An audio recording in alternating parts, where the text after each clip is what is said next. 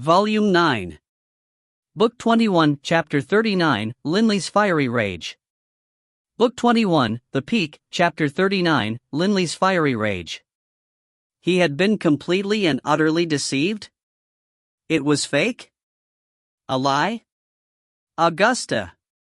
Linley felt a surge of nameless fire instantly fill his chest. That bastard. Augusta had actually dared to deceive him in this matter. The nearby chief sovereign of destruction, Woedard, snickered. Linley, can it be that you don't know what sort of a person this Augusta is? Overbearing, greedy, sinister. For the sake of achieving his goals, there's nothing he won't do. You actually trusted him that easily? Linley's forehead was deeply furrowed as he frowned. I know all these things. Only, Orloff was present, and I rather trusted Orloff. However, it's too late. Lord Woedard, why is it that you are so certain that Augusta deceived me?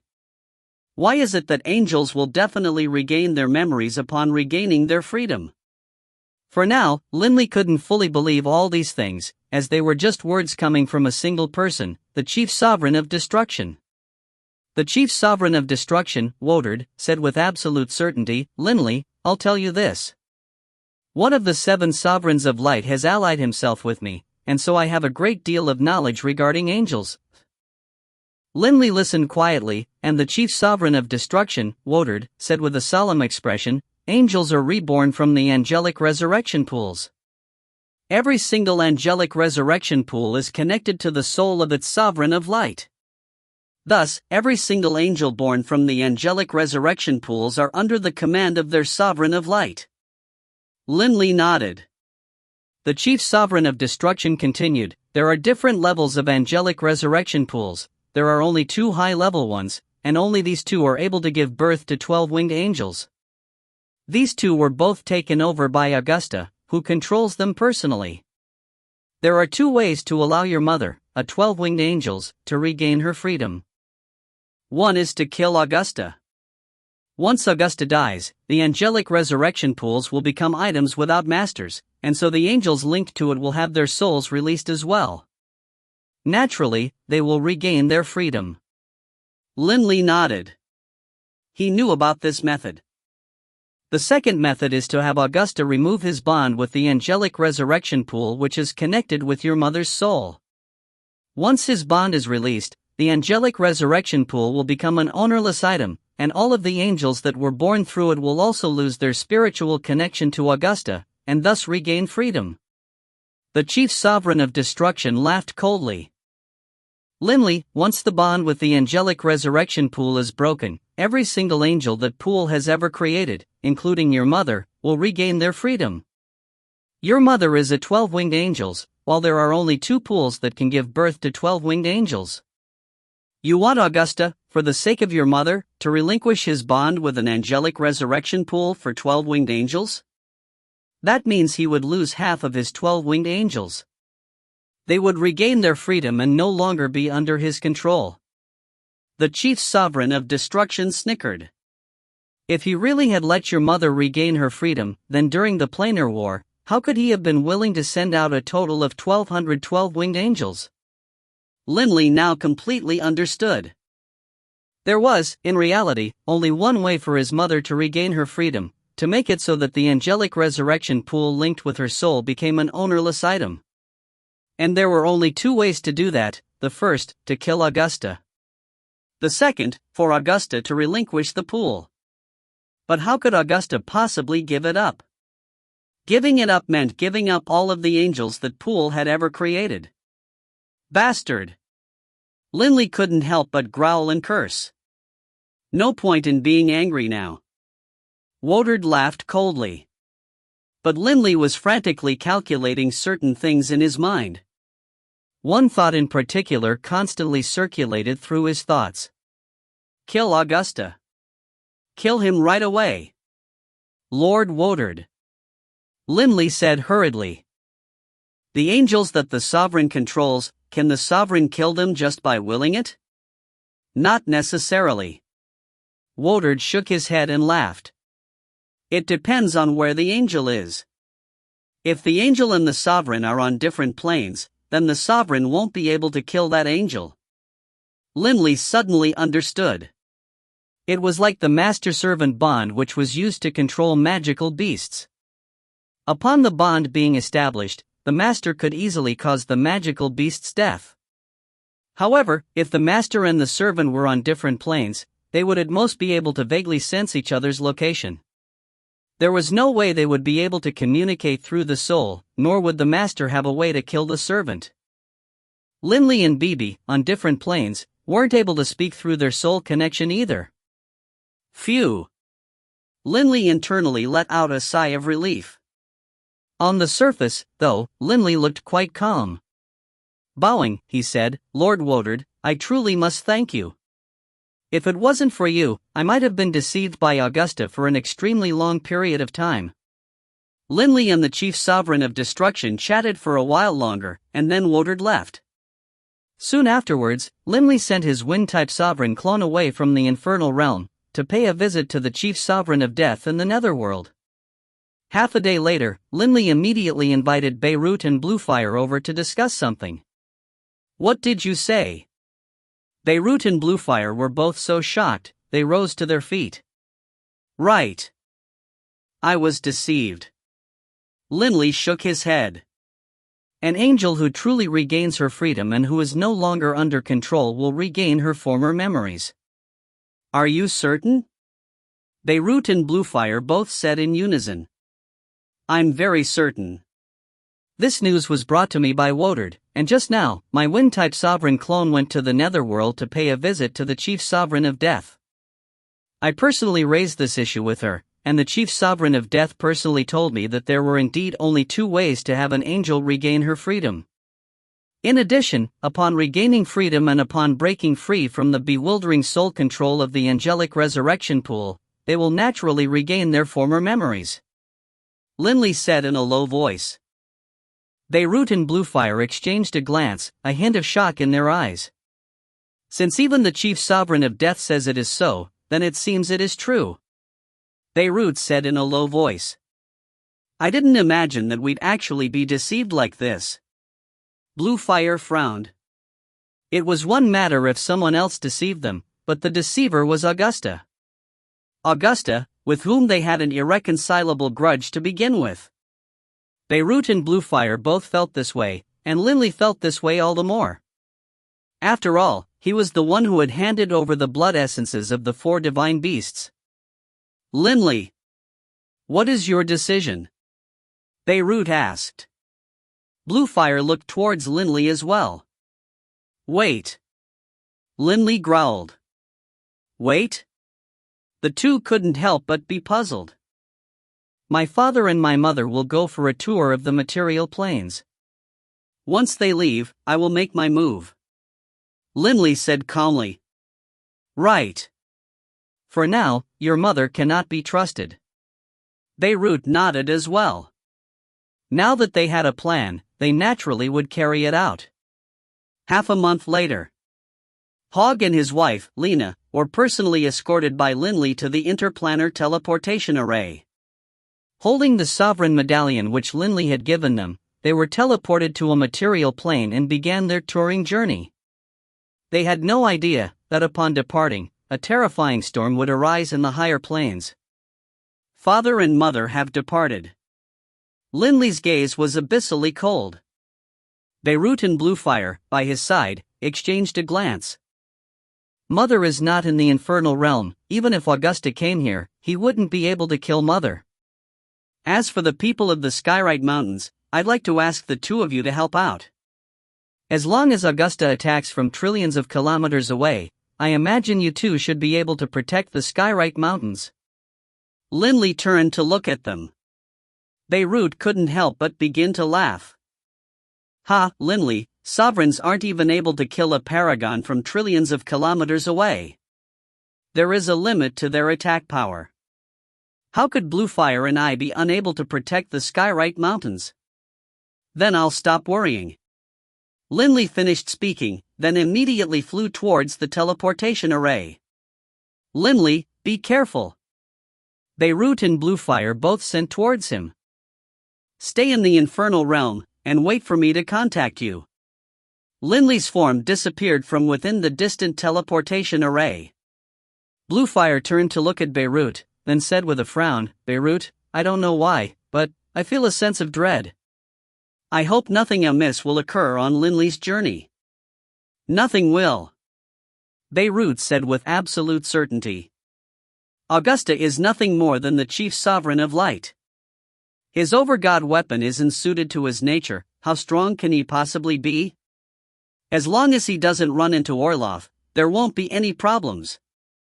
In addition, Linley is a person who knows when to advance and when to retreat. And, most importantly of all, he has his fused divine sense, which vastly surpasses an ordinary sovereign's divine sense. Right. Bluefire relaxed slightly. With the fused divine sense, Linley would be able to easily locate his enemy, but his enemy wouldn't notice Linley's arrival. The divine light plane. Bang! A figure suddenly flashed past the skies, advancing forward at such speed that even the divine plane's spatial fabric trembled. A sky-blue robed Linley, his face emotionless, his gaze cold, stared into the distance. The chief sovereign of fate, Orloff, isn't here. Linley's fused divine sense was able to easily discover that at the residence of Augusta, the chief sovereign of light, Augusta was by himself within his lavishly adorned island, enjoying the ministrations of his maids. As for the chief sovereign of fate, Orloff, the only one who Linley was concerned about? He wasn't there. Linley's gaze turned knife-sharp. That island has a total of 2 sovereigns of light. The other is a mere lesser sovereign. Linley paid no attention to that sovereign at all. Augusta. A killing intent surged within Linley's breast, and his fury continued to blaze. The hopes of the 4 clan leaders. The hatred his clan bore. Linley never forgot about these things, not for a single day. Beirut had been forced to hide in the Yulon plain, not daring to emerge. An attempt to kill Linley himself, only for the sake of his overgod weapon. And now lying to him, deceiving him to acquire the blood essences of the 4 ancestors. Augusta's actions clearly indicated that he had no desire whatsoever to resolve the grudge between himself and Linley. Similarly, deep within Linley's heart, he had never given up his plans for revenge. A figure suddenly appeared in the air above the lavish island. He really knows how to enjoy himself. Linley lowered his head, staring downwards. His right hand suddenly pressed down towards the island. Rumble, an extremely, terrifyingly powerful aura swept out as the illusion of a palm that was thousands of kilometers long suddenly appeared out of nowhere. This enormous illusory palm crushed downwards, instantly causing the world below to tremble. The lavishly decorated island instantly, silently, was reduced to smithereens. Instantly, a large number of angels and other women flew out, into the air. 2 figures hung there in the sky. It was the chief sovereign of light, Augusta, and the other sovereign of light. Augusta's face was filled with rage, and when he saw the distant Linley, his eyes turned completely round. He roared in anger, Linley, what are you doing? I felt uncomfortable, looking at your island. So, I destroyed it. Linley said calmly. It wasn't that Augusta was unable to block Linley's attack. In reality, Linley hadn't infused his attack with much power, as he had dispersed it over a very large area of thousands of kilometers. The main issue was, Linley had used his fused divine sense, and so Augusta had no idea that Linley had arrived. Linley had suddenly struck out of nowhere with that giant palm, and by the time Augusta was able to react, his island had already been reduced to dust. You felt uncomfortable, looking at my island? Augusta's pupils contracted. He now understood that Linley had come to make trouble for him, and he said in an icy voice, Linley, you want to fight with me? Whoosh! Instantly, the many angels and maids nearby scattered towards the 4 directions. Good heavens! 2 chief sovereigns were able to do battle? If they remained here, they would definitely be courting death. Linley is about to battle the chief sovereign? The other sovereign of light also hurriedly retreated, a look of shock appearing on his handsome face. Fight with you, dot. Linley's abyssally cold gaze stared death at the Augusta, and then, quite bizarrely, Linley cracked his lips into a smile. This smile made Augusta's heart suddenly clench. The Life Over God sword suddenly appeared in Linley's hands. Not hesitating at all, he swept the Life Over God sword out, tearing through space with it. Rumble, the surrounding area completely collapsed, and a fierce aura of energy, as sharp as an awl, created one massive spatial rift after another. An utterly irresistible, inky jade swordlight suddenly stabbed towards Augusta. Augusta, today is the day you die. Linley's cold voice rang out like thunder, reverberating within Augusta's mind. If you find any errors, ads pop up, ads redirect, broken links, non-standard content, etc., please let us know. Report chapter so we can fix it as soon as possible. Book 21, Chapter 40, A Battle of Chief Sovereigns. Book 21, The Peak, Chapter 40, A Battle of Chief Sovereigns. Augusta's face was savage. Letting out a low growl, he slashed out with the lightsaber in his hand in a circular arc clang. The two over-god weapons clashed. The center of the collision created a terrifying series of ripples which spread out in every direction. Countless spatial rifts appeared as the nearby space cracked like the shell of a turtle. Augusta was knocked flying back by the collision. His body swayed in midair, then he once more found his bearings as he stared at Linley in some amazement. Linley, no wonder you dare claim you will kill me. So your power actually nearly doubled. Augusta stared at Linley. I've grown more powerful, but you haven't. Linley said emotionlessly. Who knows which one of us will live, and which one will die? Augusta actually began to laugh. With a crackling sound, Linley's entire body became covered with those inky jade draconic scales. Those savage spikes jutted out as Linley instantly dragon-formed. Really? Linley let out a cold laugh. Linley's entire body slowly transformed into a streak of light which shot at high speed towards Augusta, who was kilometers away in the sky. For chief sovereigns, traversing a distance of a few kilometers in this sort of frantic battle required less than a millionth of a second. From this, one could imagine how quickly the two were exchanging blows.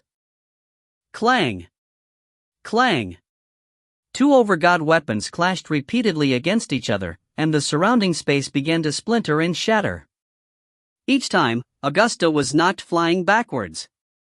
It appeared as though Augusta was at a disadvantage, but clearly, each time Augusta was able to hold on. You want to kill me? It won't be that easy. Augusta chortled. But there was no smile on Linley's face. It's about time, Linley murmured to himself.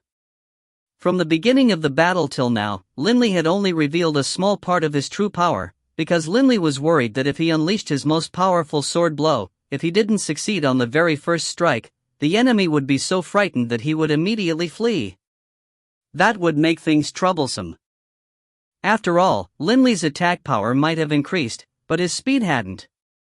The fusing of the different profound mysteries had implications for his sword intent technique, but in terms of speed, Linley hadn't improved significantly. Die! Linley growled in his mind. After the two exchanged yet another series of blows, Linley's Life Over God sword once more tore through the sky like before, striking towards Augusta. That inky jade sword energy billowed forth in a slightly chaotic manner. As for Augusta, he blocked Linley's sword attack in the same manner he had previously, but as the two drew close to each other, the Life Over God sword's rather disorderly, chaotic inky jade sword energy seemed to suddenly organize, like soldiers entering a formation, forming a beam of inky jade sword energy that was as thick as a man's waist. His most powerful attack exploded forth. Bang! The sword energy flashed, striking heavily against the lightsaber. Augusta's face instantly whitened. He could sense an irresistible force crush down against his lightsaber, knocking it against his body. A golden light suddenly flashed. The surrounding area was reduced to nothingness, and Augusta himself had disappeared. Had Augusta been reduced into dust? He was only heavily wounded? Linley frowned. His fused divine sense allowed him to clearly see that Augusta, a large hole in his chest and his face ashen, had actually borrowed from the impact of their blows to flee at high speed into a rift in chaotic space. I didn't expect that Augusta would be able to take a blow from my most powerful sword attack without dying. Not hesitating at all, Linley increased his speed to the limit as he too charged into chaotic space. A battle between sovereigns simply drew too much attention. Within the divine light plane, 4 of the other sovereigns sensed the battle. They naturally spread out their divine sense to encompass the entire divine plane, and thus they witnessed this battle. The chief was nearly killed? Fortunately, that ray of sword light only blew a hole through his chest after expending some of its power on the defending lightsaber. That's the only reason why he was able to survive. That sword attack is simply too powerful. Lord Linley, in the past, had been hiding his true strength. The power of that attack, just now, inconceivable. The 4 sovereigns of light were completely stunned. Given the chief's ability in fleeing, I imagine it will take some time before they can determine who will live and who will die. I imagine that in this battle, one of the 2 will die. If the chief dies, that will be a major event. The 4 sovereigns of light, while chatting amongst each other through divine sense, all began to move as well. Some of them tore holes through reality and entered chaotic space, so as to use their divine sense to watch Linley and Augusta battle. Others immediately used the teleportation arrays to go to the other planes, so as to inform the chief sovereigns they had allied themselves with. It was only natural that they would report such a major affair. Deep within the chaotic sea, there was an underwater city at the bottom of the ocean which was 10,000 kilometers in circumference. This city, Sable Leviathan City, was one of the 3 homes for the chief sovereign of destruction, Woedard. Chief, Linley and Augusta have begun to fight. The 2 have already battled their way into chaotic space. By the looks of it, Augusta is probably going to die. A sovereign of light had traveled to the infernal realm through the teleportation array, then immediately used his divine sense to notify the chief sovereign of destruction regarding this matter. The death of one chief sovereign guaranteed that another one would be born. If Augusta truly were to die, then a free high sovereign spark would be created. Within a cold, gloomy estate in the northern area of Sable Leviathan City. Linley and Augusta? The chief sovereign of destruction, Woedard, let out a sigh as his eyes lit up. I didn't expect that shortly after I informed Linley, he would immediately go kill Augusta. He really is quite mad. At the same time, he waved his hand as though he were opening a curtain, tearing a rift in reality. His body flickered, and he entered chaotic space. A black-robed Woedard stood there in the middle of chaotic space. He spread out his divine sense, easily discovering Linley and Augusta, who were currently battling each other. By the looks of it, Linley holds an absolute advantage. Augusta seems to be in bad shape. Woedard laughed. Oh, Augusta has indeed decided to fly towards the celestial realm. However, Linley's speed is slightly faster than his. Augusta probably won't survive his attempt to reach the celestial realm. Within the multicolored bursts of chaotic energy, Linley and Augusta, one fled up ahead, one chased from behind. Linley held his life over God's sword in his hands, his dark golden eyes staring coldly towards the front. Augusta's life-preserving skills are quite formidable. He was actually able to receive 2 sword blows from me without dying. Linley couldn't help but sigh in amazement, in his heart. His attack power was far greater than his opponent's. Logically speaking, he should have been able to kill Augusta with 1 blow. However, whenever his sword energy struck his foe, Augusta would use his lightsaber and a special life-saving technique to sacrifice the other parts of his body, while protecting his critical parts and preserving his life. In addition, just now, when I executed my innate divine ability, Dragon Shout, the impact on him was quite small. Linley, by now, truly had to admit that in terms of soul defense, Augusta was truly too powerful. His sword intent technique contained both a material and a soul attack component, and yet the soul attack component didn't appear to do anything at all. Still, the current Augusta was in quite a sorry shape. Linley! Augusta, utterly enraged, bellowed angrily, "Don't go too far. The chief sovereign of fate, Orloff, owes me a favor. You should know this. If you force me to use it, then when I arrive in the celestial realm, you will definitely die. I'm unable to defeat the chief sovereign of fate, Orloff, but that's only if he is here to save you. You have to at least escape to the celestial realm first." "But you, Augusta, you want to escape from me and make it to the celestial realm?" "In your dreams." Linley snickered. The distance between himself and Augusta was measurably shrinking. Very soon, Linley would give him yet another sword blow. Augusta bellowed furiously, "I withstood your first 2 blows, and I'll be able to withstand your third and fourth ones as well. You won't be able to kill me." "Is that so?" Linley laughed coldly. "Augusta, I admit that your life-saving sword techniques are quite marvelous. You are actually able to guide away and dissipate much of my beam of sword energy. However, the difference in power is too great. No matter how marvelous your techniques are, it is useless." "Enough. I already told you, you won't be able to escape." Linley was now extremely close to Augusta. But the strange thing was, Linley didn't attack. Augusta felt puzzled and confused as well. But Linley just laughed coldly, continuing to draw close to Augusta. When the two were less than 10 meters apart. Suddenly, loud laughter rang out. To be precise, 3 loud laughs rang out. Linley's body suddenly split into 3. One was the dragon-formed Linley, the second was the blue-haired Linley, while the third was a green-haired Linley. Clearly, Linley was now completely unleashing the power of all 3 of his sovereign clones. Swish! Swish!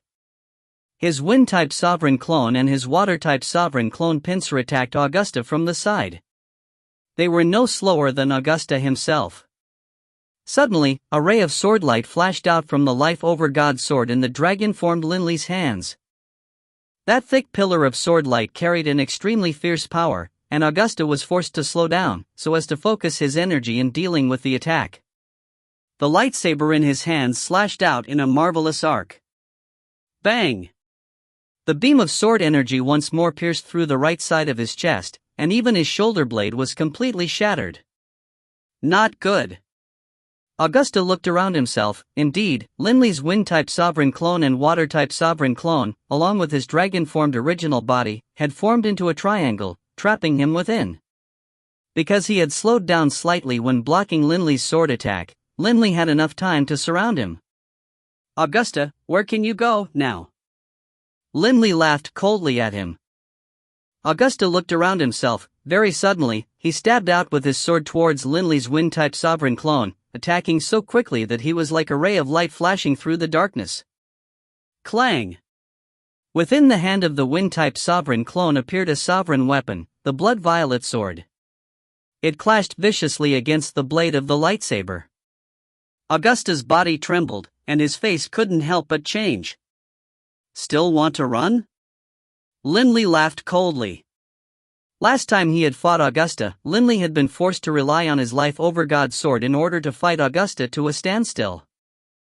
Back then, Linley hadn't dared to use his other sovereign clones to block Augusta. Those other clones didn't have any over-god artifacts, and so they definitely would have been killed by Augusta with 1 blow each.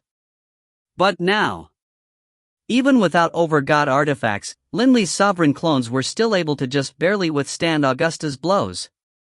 Augusta's formerly savage, berserk, bedraggled appearance suddenly changed. He became icy calm. "Linley!" Augusta swept Linley's 3 sovereign clones with his gaze. "Why must you go so far and force me to such a state?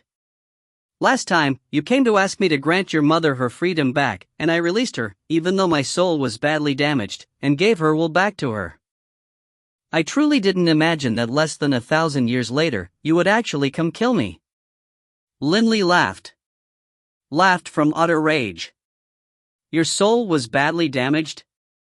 You gave my mother her freedom back? Augusta, at a time like this, you still are as shameless as to make this claim?" Linley snickered. Augusta raised an eyebrow, then laughed as well. Oh, so you actually already knew. Augusta's laughter was so bright. You are able to laugh at a time like this? Linley sent out his fused divine sense, stretching it out as far as he could. He saw that there were at least 6 sovereigns within chaotic space, watching this battle through their own sovereign sense. Linley, aren't you curious as to why I'm able to withstand your most powerful sword blow? Augusta laughed. At the same time, a golden aura of light appeared on his body, and his revealed skin slowly took on a golden hue. Golden? Linley's heart trembled. He couldn't help but think back to the battle between the chief sovereigns of destruction and fate. The chief sovereign of fate had relied on his right hand, covered with golden light, to block the overgod weapon attack from the chief sovereign of fate. But of course, that was also because the chief sovereign of fate had tremendously powerful will and a deep understanding of the profound mysteries as well. Last time, when I collected the blood essences of the 4 divine beasts from you, I knew that there would come a day when you would return for revenge. Augusta laughed softly. I also knew that it would be very hard for me to become a paragon. Thus, I made a trade with the chief sovereign of fate, Orloff.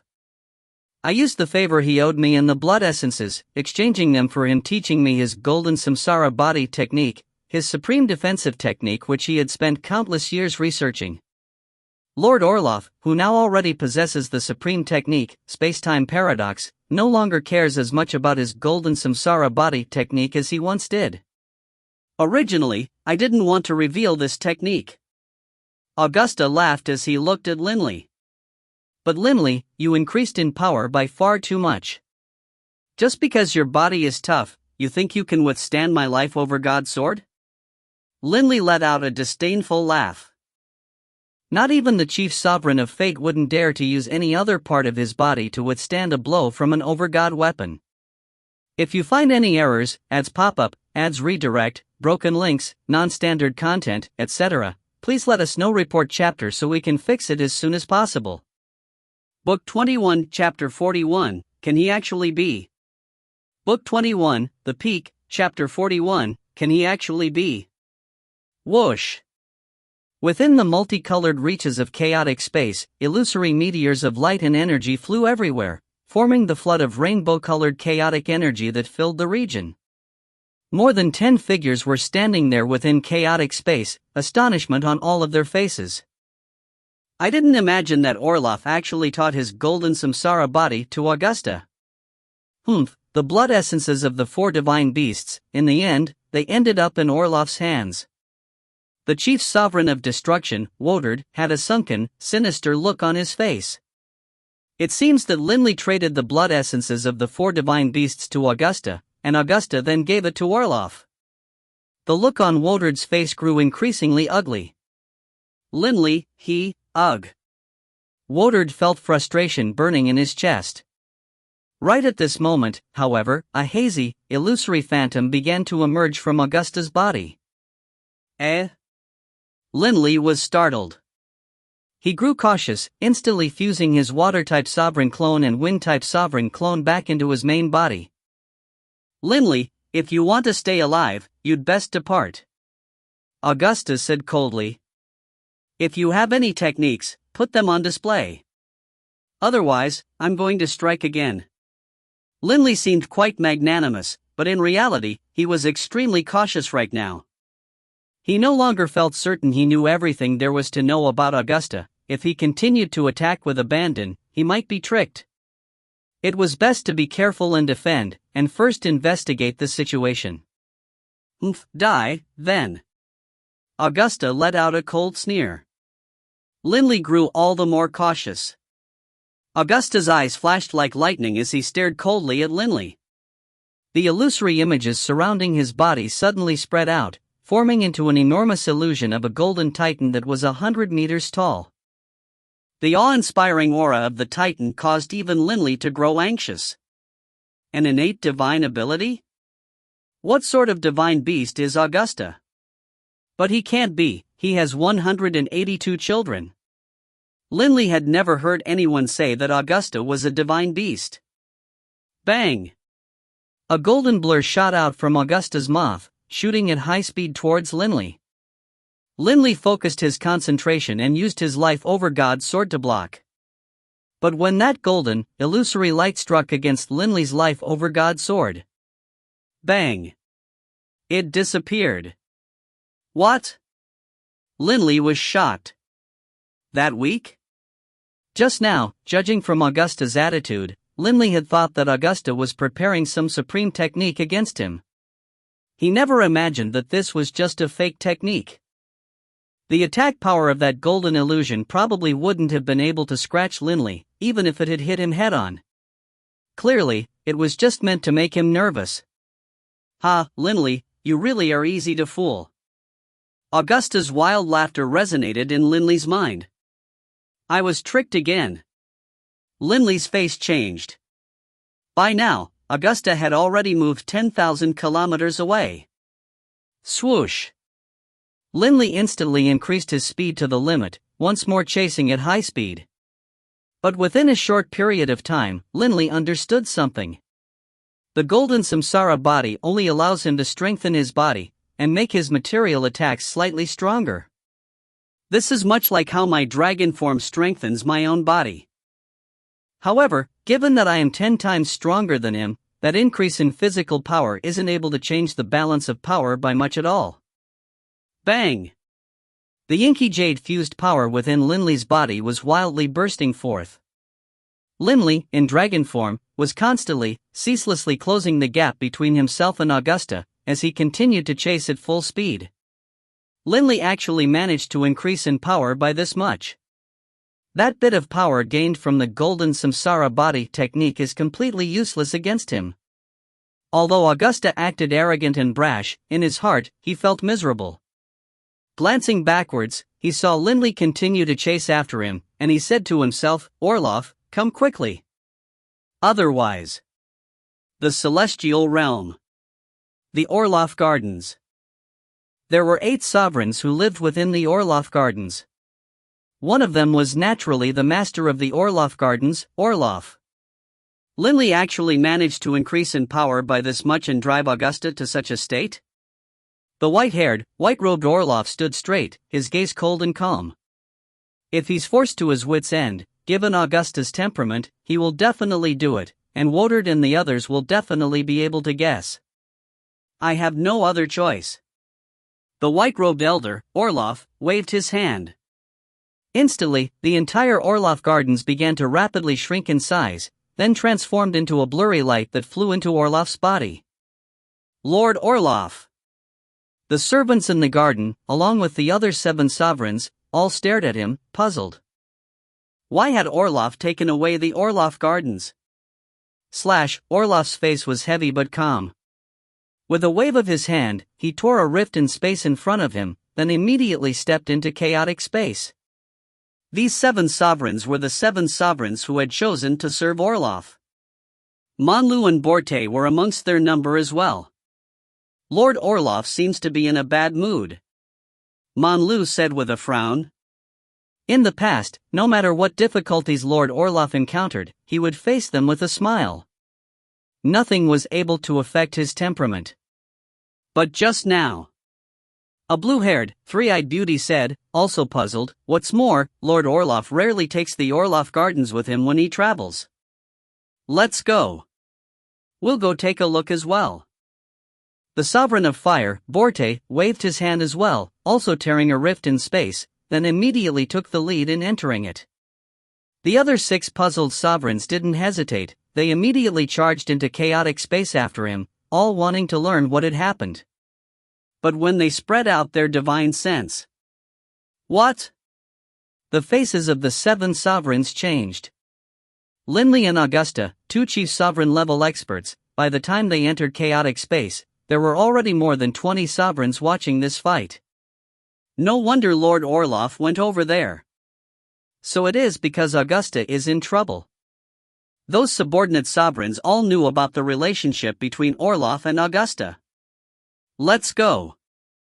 Let's fly over there, but let's stay some distance away. Otherwise, if we are hit by any ripples of power, we might die from them. The 7 sovereigns also drew closer. Actually, many of the spectating sovereigns were drawing closer towards Linley and Augusta. Only, at the same time, they maintained a minimum distance of at least a few billion kilometers. At this distance, given a sovereign's reaction speed, they should be absolutely safe. Energy ripples couldn't possibly travel so far and still have enough power to injure a sovereign. Linley and Augusta were only a few hundred kilometers apart. To close from 10,000 kilometers to a few hundred, from this, one could tell the difference in speed between the two. 1,000 years ago, Linley's speed was already slightly faster than Augusta's. Because his power had increased tenfold when he fused the 4 profound mysteries together, although that was primarily in terms of attack power, and his speed hadn't increased by much, it had still increased by a bit. The profound mysteries of explosion did, after all, contain some aspects that would help one move more quickly. Augusta's body was transforming and his speed was increasing, but even so, he was still somewhat slower than Linley. Oh, Orloff came? Linley's divine sense easily located Orloff. Augusta discovered Orloff's arrival as well. Overjoyed, he hurriedly sent to Linley, "Linley, the news that you are chasing after and trying to kill me has already made its way to Lord Orloff. You should know that after this planar war, Lord Orloff owes me yet another favor. If you dare attack me, Lord Orloff will definitely kill you." "Humph, Augusta, save your strength. There's no point to you threatening me." Linley laughed coldly, and his speed increased once more as he pulled to within 200 kilometers. "Linley!" A warm, gentle voice rang out. "Lord Orloff." Linley replied with great courtesy. Orloff was currently hurrying over from the celestial realm, while Linley and Augusta had just flown out from the divine light plane not long ago. The distance between the two planes was simply too fast. Even if Orloff flew over at maximum speed, he would most likely still need several minutes to arrive. For sovereigns, a single second was enough to exchange countless blows. Multiple minutes? That was enough for Linley and Augusta to finish their fight to the death. "Linley, Augusta is my good friend. No matter what sort of hatred you and Augusta bear each other, I would like to urge you, Linley, to temporarily let it rest." Orloff sent. "Impossible." Linley refused. "Give me some face." "What do you say?" Orloff was still very calm. Although in the past, Linley felt goodwill towards Orloff, the current Linley couldn't help but feel a hint of anger towards him. In the past, when Augusta had deceived Linley and taken his 4 divine beasts' blood essences, the chief sovereign of fate, Orloff, had been his accomplice. And now, Orloff was urging him to spare Augusta. "My apologies. Today, he must definitely die." Linley's attitude became even more unyielding. Linley and Augusta were now less than 100 kilometers apart. "Linley, can it be that you insist on killing him right in front of me?" The chief sovereign of fate, Orloff, finally grew angry. His words became somewhat fierce as well. "I wanted to be friends with you, but if you insist on doing this, then in the future, I will have no choice but to kill you. I imagine that if I want to kill you, there's no one who can stop me." Linley's heart sank. Orloff was going to act? But in the next instant, he made his decision and planned out his retreat. "Linley, if you give up now, you and I will remain friends." Orloff sent. "Are you suggesting that we previously were friends?" Linley sneered. "If we were friends, why would you help Augusta deceive me? He said he would return free will to my mother, but that was a pure lie. I refuse to believe that you, the exalted chief sovereign of fate, wouldn't know about the secrets of restoring free will to an angel." Orloff let out a sigh. "Linley, so that's what you were so angry about?" "Originally, I was asking a favor from Augusta, so I had no choice." "Linley!" Orloff's voice suddenly grew sharp. This was because Linley was now less than 20 meters away from Augusta. "Kill!" Linley showed no mercy at all. The life over God sword in his hands once more shot out. Crackle, the irresistibly sharp sword energy formed into a beam. In the face of that being, the fabric of reality in chaotic space was as weak as tissue paper. It was easily pierced through as the beam of sword energy landed on Augusta's body. The sword energy beam was simply too thick, the lightsaber was unable to completely block it. The beam of energy passed through Augusta's waist, actually bisecting Augusta in half as his waist was transformed into dust. Augusta's speed slowed, and Linley instantly arrived. "Orloff, I have no other choice." Augusta suddenly laughed loudly, and madness appeared in his eyes as he stared at Linley. "Linley, in countless years, no one has ever been able to force me to this state. I have no choice but to violate the pact between Orloff and myself. You shall die now." The deep, berserk voice echoed within Linley's mind. But Linley just laughed coldly in his heart. Augusta had tried this trick last time, to frighten him with a bluff. "What, you want to use the same tactic twice in a row?" Linley sent back. "I know exactly how strong you are now.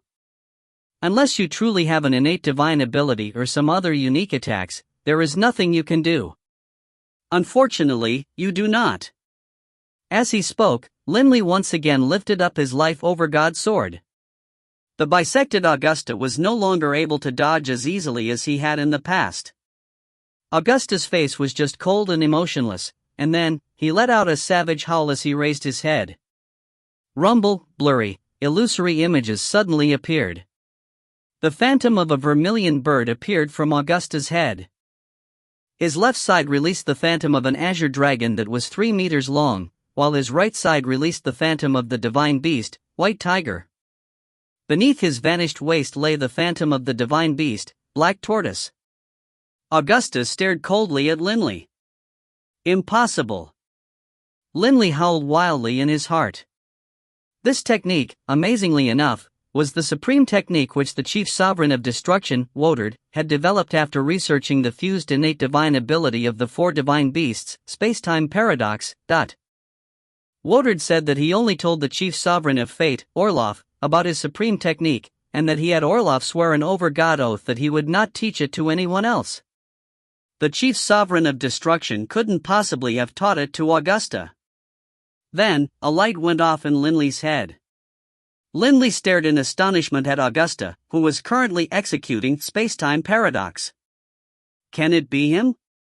Right at this moment, the surrounding space in chaotic space was already beginning to twist, distort, and change, thanks to this space-time paradox technique. If you find any errors, ads pop up, ads redirect, broken links, non-standard content, etc., please let us know. Report chapter so we can fix it as soon as possible. Book 21, Chapter 42, Earth, Fire, Water, Wind. Book 21, The Peak, Chapter 42, Earth, Fire, Water, Wind.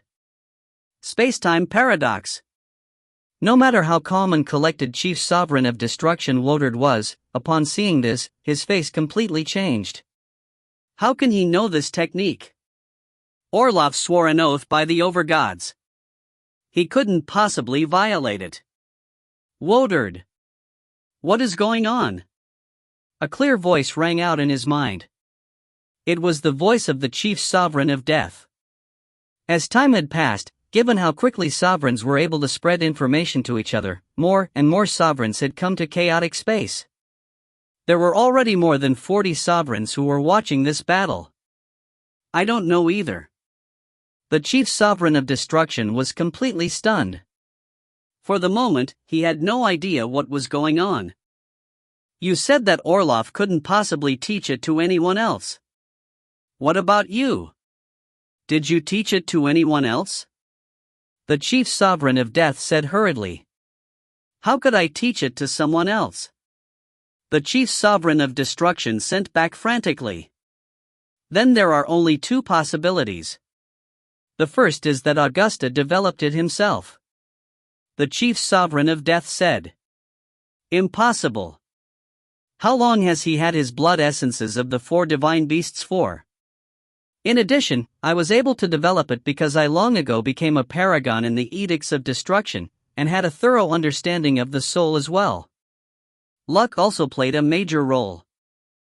Augusta wasn't even able to become a paragon. Even if you gave him 1,000,000,000 years, it would be impossible for him to develop even a fragment of this technique. The chief sovereign of destruction was absolutely certainty of this. Then the only possibility is the second one, even though I don't dare believe it. The chief sovereign of death's voice contained a hint of dread. The face of the chief sovereign of destruction changed as well. Are you saying that Orloff is? We'll know soon. However, Linley's in danger as well, now. The chief sovereign of death sent to him, rather worried. Even if we tried to save him, we wouldn't make it in time. The chief sovereign of destruction frowned. Augusta unleashed the technique already. Perhaps, because he has very few blood essences of the 4 divine beasts, the strength is inferior to mine, but it isn't something which the likes of Linley can withstand. Linley doesn't have a soul-protecting over-God artifact, after all. Linley was indeed in dire straits right now. More than 40 sovereigns were spread throughout chaotic space, watching. Through their divine sense, the sovereigns couldn't help but come to the same conclusion. Linley, the supreme expert who had, in 10,000 short years, suddenly risen to prominence and eclipsed the chief sovereigns of the laws, could it be that this brilliant, shining star was about to fall, after having released its last burst of light? When the phantoms of the 4 divine beasts appeared, a unique, invisible energy spread out in every direction. Within 10 million kilometers, all space came to a sudden halt. The constantly shattering and cracking space froze in mid-crack, while more than 90% of the invisible energy was fully unleashed on Linley.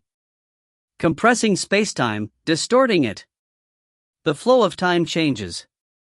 Linley, when faced with this technique, suddenly had a familiar feeling.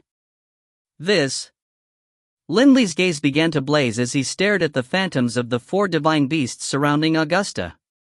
Every single phantom was releasing a unique type of energy, and when combined together, they unleashed this full technique.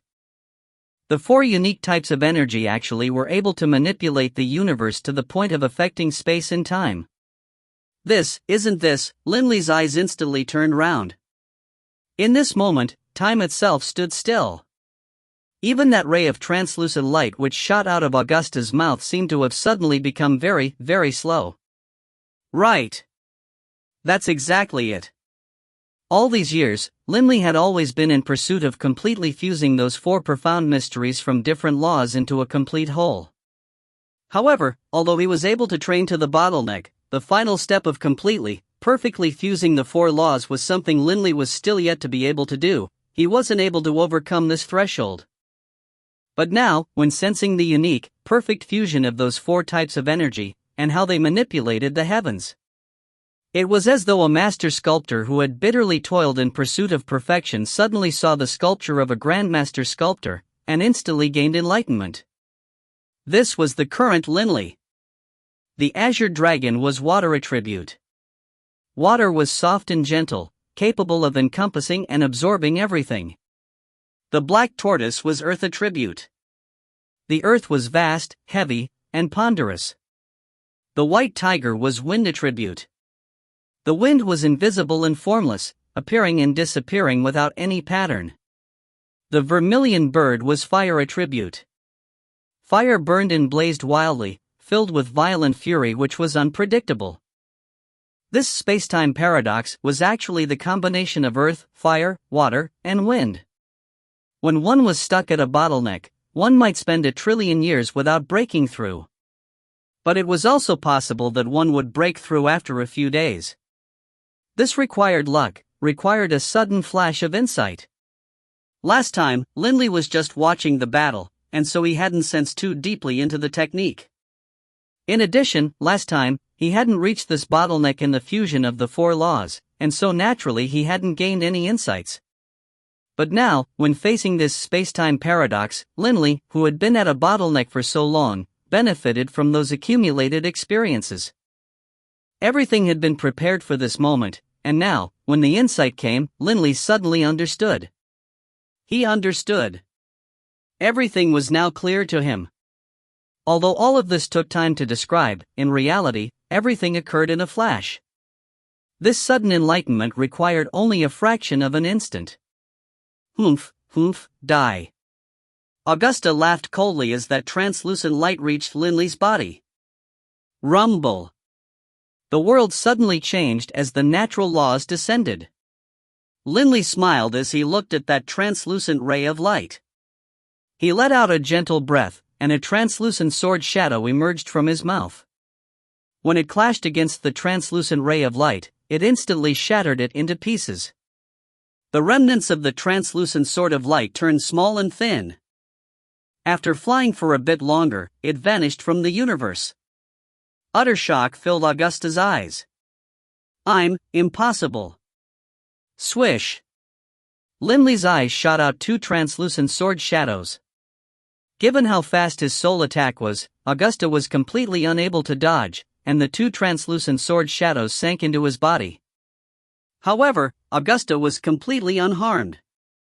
His soul defense is actually this powerful? Linley couldn't help but exclaim in astonishment, while glancing at the surrounding area. 4 types of elemental essences were surrounding him. The natural laws had already descended, and were currently transforming his soul. If I hadn't personally experienced this space-time paradox technique, who knows how long it would have been before I would make this breakthrough, but this breakthrough was even more difficult than becoming a paragon. Earth, fire, water, and wind, these 4 laws and their profound mysteries were completely different. To perfectly fuse them into a whole was simply too hard. But Linley had succeeded. Upon becoming a paragon, one would be bestowed with will as a reward. It was even more difficult for me to fuse these 4 laws together, and the technical power of the attack is 10 times greater than a paragon's. I imagine that the amount of will I shall receive should be greater as well. Linley could clearly sense that each of his souls was rising in power. Because Linley was a soul mutate, upon making his breakthrough, every single soul would evolve. Linley couldn't help but feel surprised. Linley's eyes were filled with wild joy. I actually gained a portion of will that was double what a paragon would gain. Although he had expected that the amount of will he would receive would be more than what paragons received, he hadn't expected that it would be double. This truly surprised Linley. Originally, when he had successfully become a soul mutate, although he had been bestowed will, it wasn't double that of a paragon's. Each increase of a full portion of will represented a 10-fold increase in power. Linley was able to break through the bottleneck and reach complete mastery. His power had thus increased 10-fold in terms of the profound mysteries. But upon receiving 2 portions of will as well, that meant that his power had instantly increased 1,000-fold. It must be understood that while at the bottleneck, Linley was already 10 times as powerful as the chief sovereign of light, Augusta. They were on completely different levels. They were several levels apart from each other. The difference between them was like that of the heavens and the earth. Linley actually blocked it? Broke through it effortlessly? The chief sovereigns of death and destruction, along with the various other sovereigns, were all completely stunned. Just now, the natural laws descended. The chief sovereign of death suddenly said, "Are you saying?" The chief sovereign of destruction was stunned. Linley definitely made a major breakthrough. Otherwise, the laws couldn't possibly have descended for him. In addition, there is no way he could have risen in power by so much so quickly. I have a feeling that the current Linley is no weaker than us. The chief sovereign of death sent in a low voice. Indeed, in terms of power of will, as a 4-way soul mutate with 3 sovereign sparks and 2 portions of will gained from the perfect fusion of 4 laws, Linley was 10 times stronger than ordinary chief sovereigns. He was already comparable to those paragons amongst the chief sovereigns. On a technical level, with his fused profound mysteries, he was 10 times more powerful than a paragon. In terms of energy, his fused sovereign power was 100 times that of an ordinary sovereign's. His only flaw was that his overgod weapon was not suited to him, and so he wasn't able to unleash much of its power. But despite that, Linley's power was already enough to make it so that he had no need to fear the 4 chief sovereigns of the edicts at all. How can you? Augusta stared towards Linley in disbelief. Linley had instantly increased in power 1,000-fold. This increase in power gave Linley complete confidence in facing even the chief sovereign of fate, Orloff. Linley felt no fear at all now. Laughing, he looked at Augusta. I'm quite curious. Why is it that your space-time paradox was so weak? It was far weaker than I expected. The fused innate divine abilities of the 4 divine beasts would allow one's power to increase more than 10,000 times. After all, for lesser sovereigns to be capable of exterminating chief sovereigns, one could imagine how mighty it was. The chief sovereign of destruction himself had said that when developing space-time paradox, although the power was far from the power unleashed by the 4 divine beasts, it was still 1,000 times greater than his own raw power. But Augusta. Whoosh! Augusta's figure flashed away, attempting to flee. Swoosh! Linley's figure flashed as well, and he instantly appeared in front of Augusta. With a casual swipe of his draconic tail, he lashed out with it, using it like a whip that struck viciously against Augusta's body, sending him flying far away. Blood splattered, but as a light shone over Augusta's body, his flesh and skin were completely healed. Your speed? Augusta was completely stupefied. The current Linley was on a completely different level from the former Linley. I told you. You won't be able to flee. Linley laughed softly.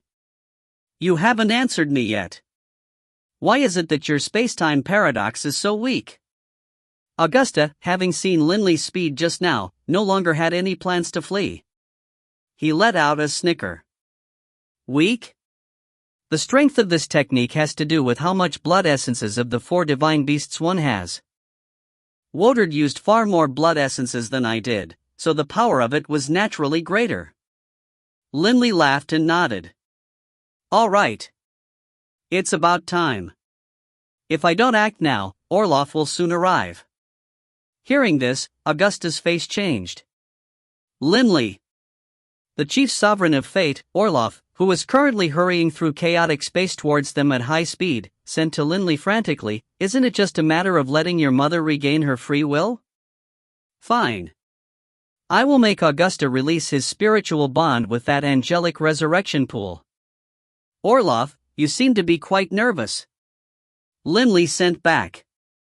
As far as I can recall, and in fact, as far as any sovereigns can recall, you, Orloff, as the chief sovereign of fate, always spend your time toiling away with research in your Orloff gardens in the celestial realm. You never get involved in worldly affairs. Nothing can disturb you. But now, you are nervous. Naturally. He is my good friend. Orloff sent back. Linley, I hope you won't act foolishly. Just a good friend? Linley laughed as he sent back, and the chief sovereign of fate's face changed slightly. Upon seeing Augusta execute space-time paradox, I realized the truth. You are bound by an over-God oath. There is no way that you could have taught space-time paradox to someone else. But there is a loophole. If you and Augusta are the same person to begin with, then naturally any secrets you know, he knows. Linley let out a sigh. Actually, if I hadn't accepted that emissary and learned of the existence of the Beulah race, I wouldn't have come to this realization so quickly.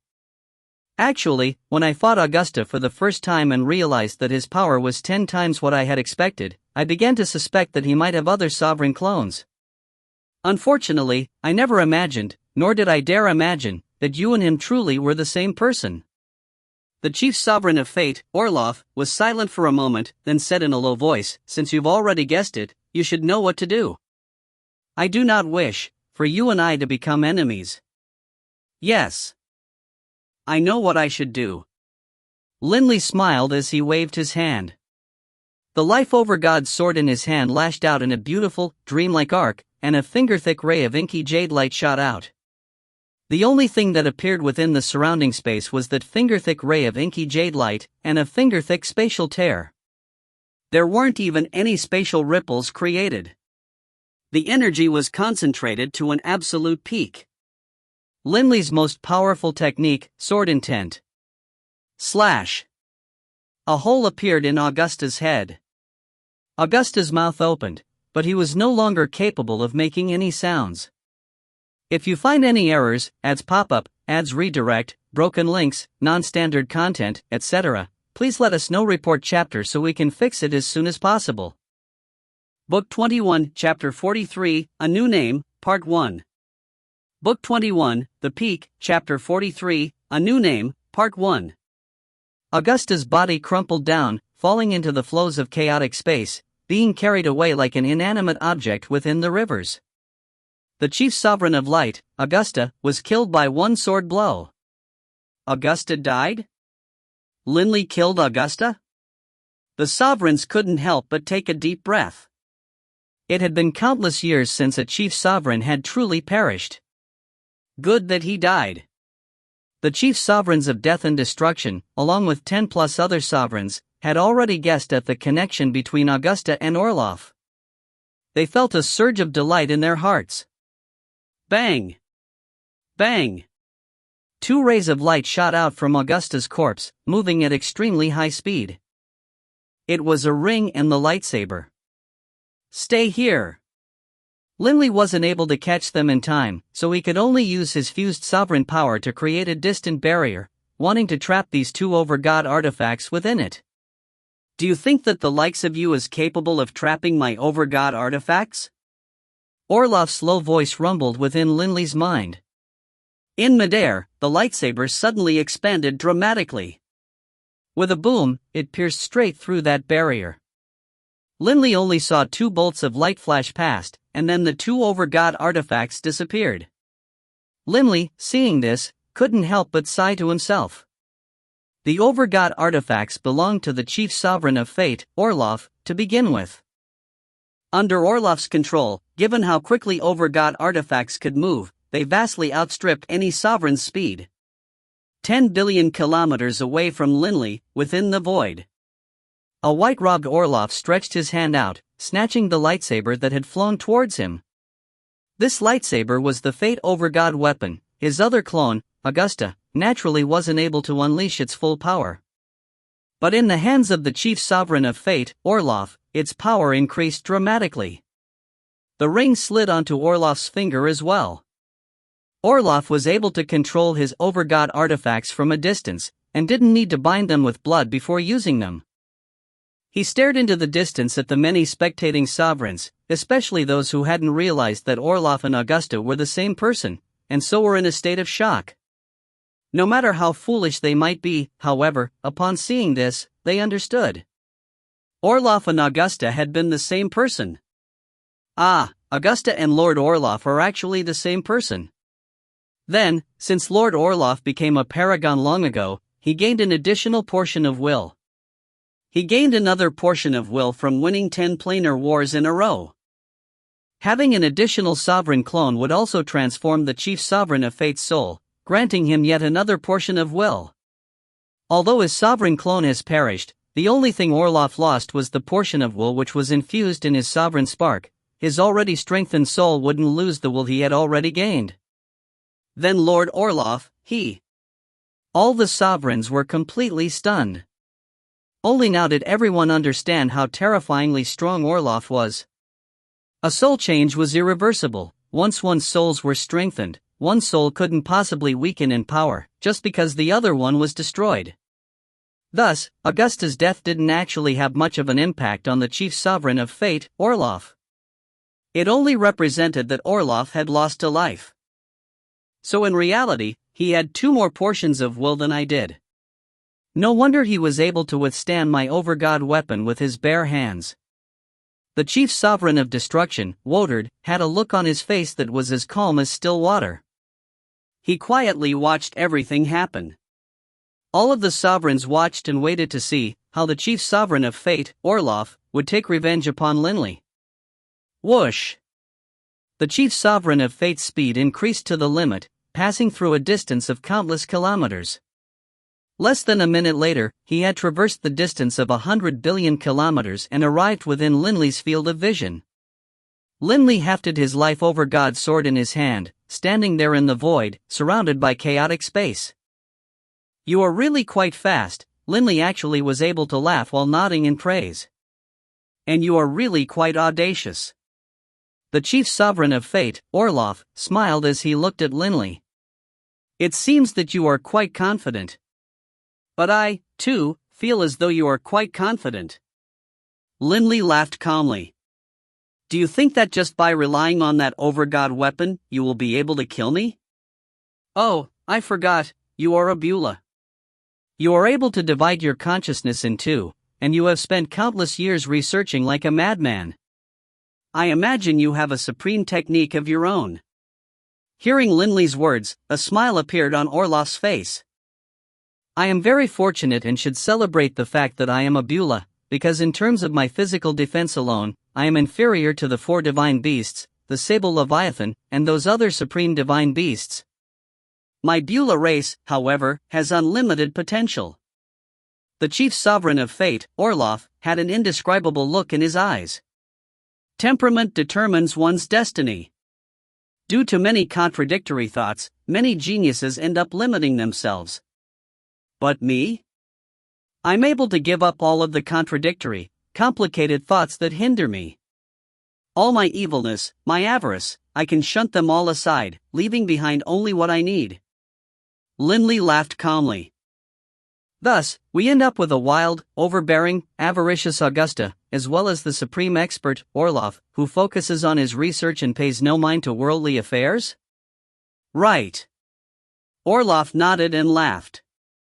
To tell the truth, we Beulahs aren't that gifted, innately. Originally, as a paragon, I did have a sovereign clone, but in terms of power, I wasn't confident in being able to defeat the other chief sovereigns of the edicts.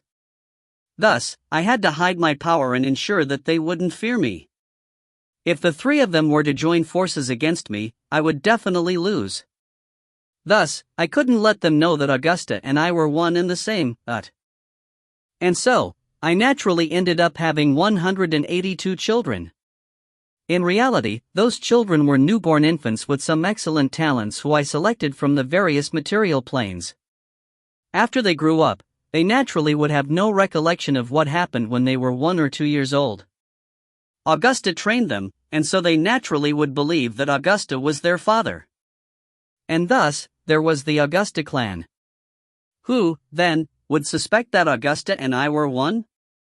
Orloff laughed softly. In the past, you were extremely cautious. But now, it seems, you have no more concerns? Linley laughed calmly. The chief sovereign of fate, Orloff, smiled and nodded. To tell the truth, I now hold the other 3 chief sovereigns of the edicts in no regard whatsoever. This is because, all these years, I've never before revealed all of my power. You were able to destroy one of my clones, you are quite formidable. In order to show my respect for you, today, I will reveal my entire power. Although you will die, I will allow you to die satisfied. Linley frowned slightly. For Orloff to laugh and speak in such a manner indicated that his self-confidence was extremely high. Kill me? Augusta also said that he would kill me, but in the end, I killed him. Linley smiled, but then, suddenly. Crackle, the life-over-God sword in Linley's hand instantly transformed into a ray of green light. An extremely concentrated line of inky jade light, the size of a finger, shot out through the void, chopping through it like a knife and leaving behind only an extremely fine spatial tear which not even divine sense could see clearly. Linley's life-over-God sword stabbed directly towards the body of Orloff, the chief sovereign of fate. His most powerful sword attack, sword intent. After completely fusing all 4 profound mysteries, Linley's power had risen 1,000-fold. He was now completely terrifying, and one could imagine how strong was the power which this sword attack contained. Clang! A ringing sound. Orloff just smiled as he looked at Linley, not even using his own fate-over-God sword to block, allowing Linley to stab him with his sword. What? Linley's face changed dramatically. Impossible. The distant spectators, including the chief sovereigns of death and destruction, all couldn't refrain from crying out in shock. They could tell how terrifyingly strong Linley's sword was. Logically speaking, no one should be able to rely on their body to defend against it. Not even chief sovereigns. Orloff couldn't help but start to laugh. After the creation of the universe, Linley, there have been a total of 7 Overgod missions. The other 3 chief sovereigns of the edicts and yourself, Linley, each acquired an Overgod artifact. But that just accounts for 4 completed missions. To the outside world, I have only admitted that I was in possession of a soul-protecting Overgod artifact, while Augusta acquired an Overgod weapon. But what about the last Overgod mission? Who completed it? Do you know, Linley? Orloff was quite smug. Linley's heart clenched. Can it also have been me? The chief sovereign of fate, Orloff, laughed. This Overgod artifact is a defensive Overgod artifact. As he spoke, a completely black armor appeared on Orloff's body. This defensive Overgod artifact had already become one with Orloff's skin. Linley's heart was now ice cold. The distant, spectating sovereigns were all completely silent as well. Good heavens! Orloff was a complete monster. He had a soul-protecting Overgod artifact, a defensive Overgod artifact, and an Overgod weapon. He had 3 Overgod artifacts. He could probably stand there and do nothing, and the others still wouldn't be able to kill him. Orloff, the chief sovereigns of destruction, death, and life no longer had any desire to struggle against him. The 3 Overgod artifacts guaranteed that anyone, no matter how self-confident they were, would feel their morale plummet into the depths of the sea. Normally, I'll just allow this defensive Overgod artifact to be transformed into the appearance of the Orloff Gardens. I've bound it long ago, and under my control, it doesn't emanate any aura at all. Although many people are curious about my levitating gardens and can sense that it is extraordinary, no one knew that it was actually my transformed defensive Overgod artifact. Orloff laughed. The Orloff Gardens was actually a defensive Overgod artifact. Orloff seemed to be in an exceptionally good mood. He even publicized such an important secret. What, after hiding for so many years, have you decided to reveal everything today? Linley was 1,000,000 kilometers away from Orloff, but very cautious. These two stood at the peak of power amongst sovereigns. They stood there, within the flows of chaotic energy at a distance of 1,000,000 kilometers, speaking to each other in voices that rang like thunder. I no longer need to conceal anything. Orloff laughed. As for why that's the case, you will soon know. Orloff didn't seem to be grief-struck over the loss of his sovereign clone at all. Instead, he seemed to be smug and proud. Oh? Linley chuckled. Swoosh! Linley immediately transformed into a stream of light, fleeing at high speed into the distance. What horrible luck! Orloff actually has 3 Overgod artifacts. And he is no weaker than me to begin with. Even if he was weaker than me, with 3 Overgod artifacts in hand, there's no way I can actually defeat him. I didn't imagine that I would encounter this sort of a monster immediately after breaking through. Linley's heart was filled with utter resignation. Fleeing? Orloff also transformed into a ray of light, pursuing at full strength. In terms of pure will, the chief sovereign of fate, Orloff, had 3 more portions than ordinary chief sovereigns did.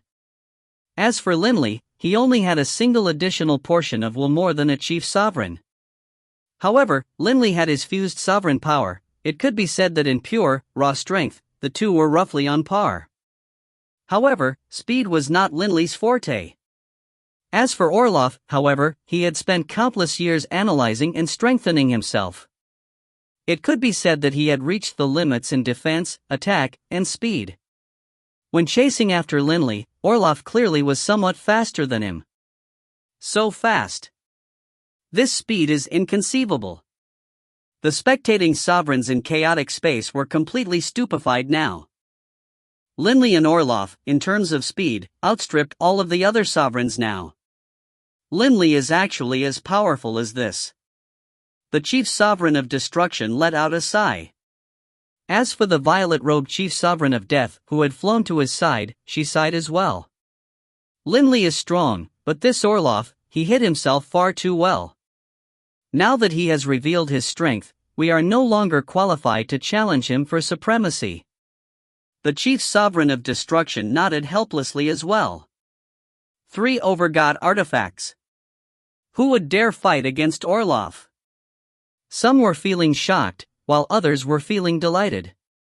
The sovereigns who had chosen to serve Orloff were naturally feeling delighted. So Lord Orloff was as powerful as this. Without question, Lord Orloff is undefeatable amongst sovereigns. A man with 2 black horns and long hair couldn't help but laugh. Everyone, Lord Orloff is about to kill that kid Linley. Oh, Linley's already fled into the life realm. Let's chase after them and continue to watch. The Sovereign of Fire, Borte, said with a laugh. Instantly, these words drew a reaction from quite a few of the surrounding sovereigns. Everyone already considered Linley to be a dead man. He was powerful, and most likely even more powerful than the other 3 chief sovereigns of the edicts. But the one chasing after Linley was Orloff.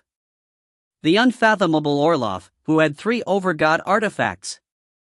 Swoosh! Swoosh! Within chaotic space, many sovereigns began to fly at high speed towards the life realm.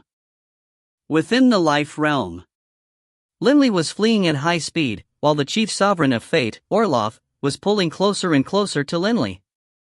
Although they had started at a distance of 1,000,000 kilometers, Orloff had managed to catch up, thanks to his greater speed.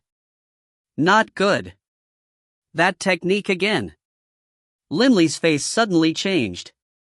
The two were now only 10 kilometers apart, and right at this moment, a powerful aura washed over him. Linley's fused divine sense could easily sense that phantoms of the azure dragon, white tiger, black tortoise, and vermilion bird had appeared around Orloff's head, feet, and sides. Space within countless kilometers completely froze. On the ground below them, various experts who were either training or fighting were also completely paralyzed by this spacetime compression. All of them were completely shocked, but unable to move. Swish! A translucent light shot out from Orloff's mouth towards Linley. Spacetime paradox. Linley turned his head, opening his own mouth. Similarly, he shot out 2 rays of translucent sword shadows from his mouth. This was Linley's most powerful soul attack. The translucent ray of light and the translucent sword shadows collided. The first translucent sword shadow trembled, then immediately collapsed, but the translucent ray of light shrank in size as well. It then collided with the second sword shadow head-on, and with a bang, the second sword shadow also vanished. The remaining, greatly weakened translucent ray of light was dissipated by Linley's spiritual energy as soon as it entered his body. Admirable. You actually were able to block this technique. Orloff's voice rang out in Linley's mind. The power you put into this technique is much lower than when Woodard used it. Linley sent back. In terms of raw power from the profound mysteries, Linley's soul attacks and material attacks were 10 times mightier than a paragon's. As for this spacetime paradox of Orloff's, it was only a few dozen times stronger than a paragon's, and just a few times stronger than Linley's attack. It wasn't able to kill Linley. Ha ha. That's because both Augusta and myself each only refined and fused with a single drop of the blood essences of the 4 divine beasts. Orloff laughed. 1 drop? Linley was puzzled. He had handed over 11 drops of the azure dragon blood essence, and somewhat more of the other 3 types of blood essence. Why, then, had Orloff and Augusta used only 1 drop of each? However, Linley didn't have any time to consider this. He's catching up. This time, Orloff didn't use a soul attack. Instead, he struck out with his Fate over God sword, wanting to engage Linley in close combat. Linley gritted his teeth, then charged back at Orloff. The two were only a few hundred meters away from each other. Given how fast sovereigns moved, how little time would they need to cross such a distance? But Orloff was a supreme expert amongst chief sovereigns. His reaction speed was incredibly fast as well. Only, Linley had actively taken the initiative and had been preparing for it this entire time, and thus he immediately unleashed his sword-intent attack. The Infernal Realm. Bloodridge Continent. Bluefire, how are things? Beirut sent mentally. Far away in the Infernal Realm, a figure entered through a spatial rift. It was Bluefire who had arrived in the Infernal Realm. Previously, when the sovereigns had begun to spread word amongst themselves that Linley and Augusta were engaging in battle in chaotic space, Beirut had felt uneasy, and so he had arranged for Bluefire to go watch in chaotic space. Beirut, Linley killed Augusta. Bluefire said hurriedly. Truly? That's wonderful. Beirut was overjoyed. What's wrong with you? Why are you looking like that? But Bluefire's face grew ugly to behold. Augusta and Orloff are actually the same person. Orloff, Bluefire carefully began to describe everything, and as he did so, Beirut's face turned ugly to behold as well. By the end, his entire body was beginning to quiver. It's me who has harmed Linley. Beirut growled. What should we do now? Bluefire hurriedly asked. What can we do? Beirut let out a sigh. I have no idea how I'm supposed to let Bibi and the others know about this. Right at this moment, Beirut suddenly frowned. Why are they back? Bluefire, Linley's father, Hogg, and his mother, Lena, have already arrived at the Bloodridge Continent's teleportation array. Immediately go and arrange for them to be escorted here. Linley, we aren't able to help him, but we must protect his family and friends. Right. Bluefire noticed Linley's father and mother through divine sense as well. Hogg and his wife, Lena, were currently advancing towards the Skyrite Mountains at full speed. I know everything. I remember everything. Lena's eyes were filled with worry. My child, Linley, could it be that he went to go kill the chief sovereign of light? Nothing will happen to Linley, will it? In the very instant Linley killed Augusta, the angels from the angelic resurrection pool which Augusta controlled all instantly gained their freedom. Lena remembered everything that happened back at the Yulan Plain, and also everything which had happened after she had been transformed into an angel. She immediately remembered her son, Linley, whom she had carried for 10 months, as well as Wharton. Only now did she truly begin to worry for Linley. Whoosh! Bluefire instantly appeared before them. Bluefire. Hogg and Lena immediately recognized him. Bluefire, what's happened to my child, Linley? Lena immediately asked with worry. In the past, although she had met Linley, at that time, she was still under control. She felt no emotion for Linley whatsoever. Only now was she truly Linley's mother. Bluefire had an ugly look on his face. He let out a sigh. Come with me. Sovereign power swept up Hogg and Lena, who immediately transformed into streaks of red light, disappearing into the horizon and soon arriving at the Skyrite Mountains. Beirut, seeing them come, went to welcome them and Bluefire. I'm not sure what's going with Linley right now. Soon, I'll discuss it with you too. Beirut looked at Hogg and Lena as he spoke. For now, Beirut didn't want to reveal that Linley was fighting for his life. Hogg and Lena exchanged glances, concern in their eyes. Bang! Suddenly, a surge of powerful ground ripple swept towards them. Bluefire and Beirut simultaneously turned their heads to stare towards the south, towards the chaotic sea. Linley! Orloff! Beirut and Bluefire were both shocked. Linley and Orloff were currently wildly battling each other. They had battled all the way out of from the life realm, then passed into one of the other nearby higher realms, the infernal realm. They now appeared in the southern margins, in the skies of the endless, infinite chaotic sea. Almost immediately afterwards, many sovereigns tore holes through reality and arrived in the infernal realm. The sovereigns were all watching this unprecedented, spectacular battle. Only, everyone maintained a great distance from Linley and Orloff, because as all the spectators knew, even the other 3 chief sovereigns of the edicts, to say nothing of the ordinary chief sovereigns, might lose their lives in the face of this battle between Linley and Orloff. Bang! Bang! The surrounding fabric of reality repeatedly collapsed. The countless experts of the chaotic sea had long ago hidden themselves deep into the bottom of the sea, but the vibrations that transmitted all the way to the bottom still stunned them. How terrifyingly powerful was this energy? Ha, Orloff, I thought you were very powerful, but now, it seems, your attack power is only average. To kill me? It's far from being enough.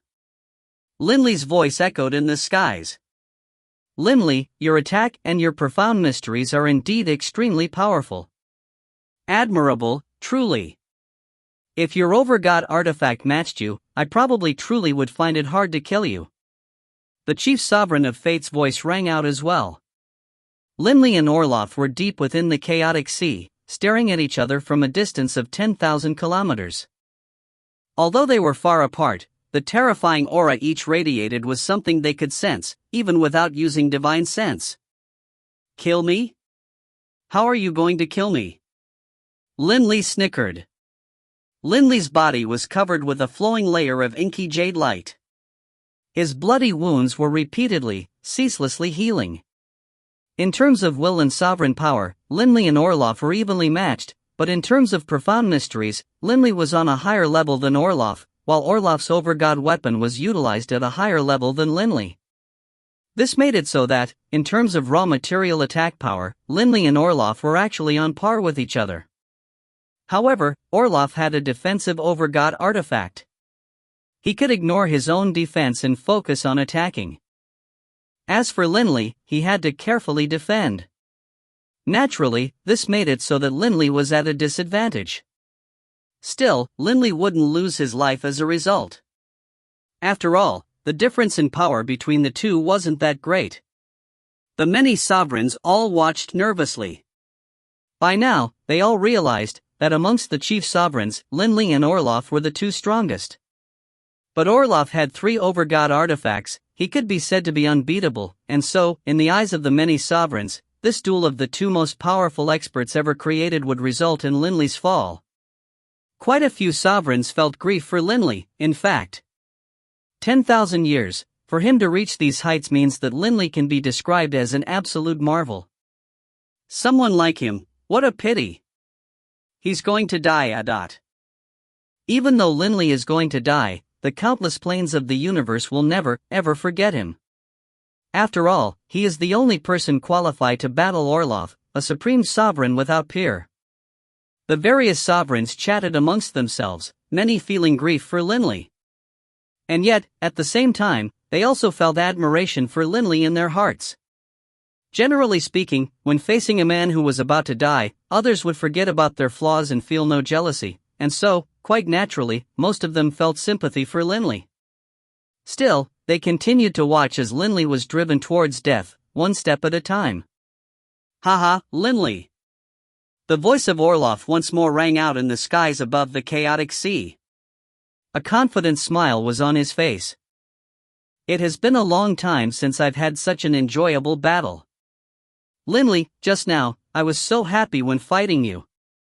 I truly am not willing to let you just die, but I don't want to let you live either. Weren't you puzzled as to why I am no longer hiding my secrets? The chief sovereign of fate, Orloff, laughed. Linley turned to look at Orloff, nodding slightly. Why? That is because, not long ago, or to be precise, during the last planar war, when I saw the Samsara battle formation your 6 emissaries activated, I had a flash of insight. Afterwards, I spent a few decades and finally completed my previously unperfect supreme technique. The chief sovereign of fate, Orloff, smiled. Supreme technique? Linley frowned. At this point in time, Orloff actually reached out to speak privately to him through divine sense. Yes, supreme technique. Over the course of the countless eons, I didn't actually spend much time developing my golden samsara body technique. My time was actually spent in developing this supreme attack, the greatest of all material attacks, samsara transcendence. Samsara transcendence? Linley was secretly shocked. Orloff sighed through divine sense. Linley, you will definitely die, so I wish to tell you some secrets that I discovered. Long, long ago, I discovered that the countless planes of the universe operated in far too orderly a manner. Who created the teleportation arrays? The overgods? The overgods are nothing more than the manifestations of the edicts. Why, then, would they do such a thing? In addition, why would there be planar wars? The goal of the planar wars clearly is to reduce the number of experts, so as to ensure that the number of experts within the planes would be balanced. All these various established mechanisms brought a sense to me. A sense that the countless planes of the universe were being guided by an invisible hand. Orloff said. Linley was stunned. Orloff's words were very reasonable. It did indeed seem as though an invisible hand was governing the countless planes. I want to break free from this regulation. Break free from this control. Orloff's gaze was sharp. Countless years ago, my goal was to surpass the other sovereigns. Now, I am invincible, and so my goal is to develop the most powerful material attack, to shatter the universe itself. I will make it so that neither the heavens nor the earth can stop me, can bind me. I will surpass and transcend the samsara, this cycle of the universe. Linley's heart was quivering as he listened. Countless years of research. I've analyzed countless races and discovered quite a few secrets. Orloff's smile was filled with delight. He didn't want to tell the other sovereigns about this matters. But as for Linley, as he saw it, Linley was going to die. And so, he would finally speak to Linley these words that he had hidden within his heart for so many years. The universe is filled with space. Thus, I paid particular attention to some innate divine abilities that were linked with space. As I saw it, if I were able to develop an attack that could break through and shatter space itself, what would happen? Would the universe collapse? Or would I reach a different universe? I don't know, but I am eager to find out.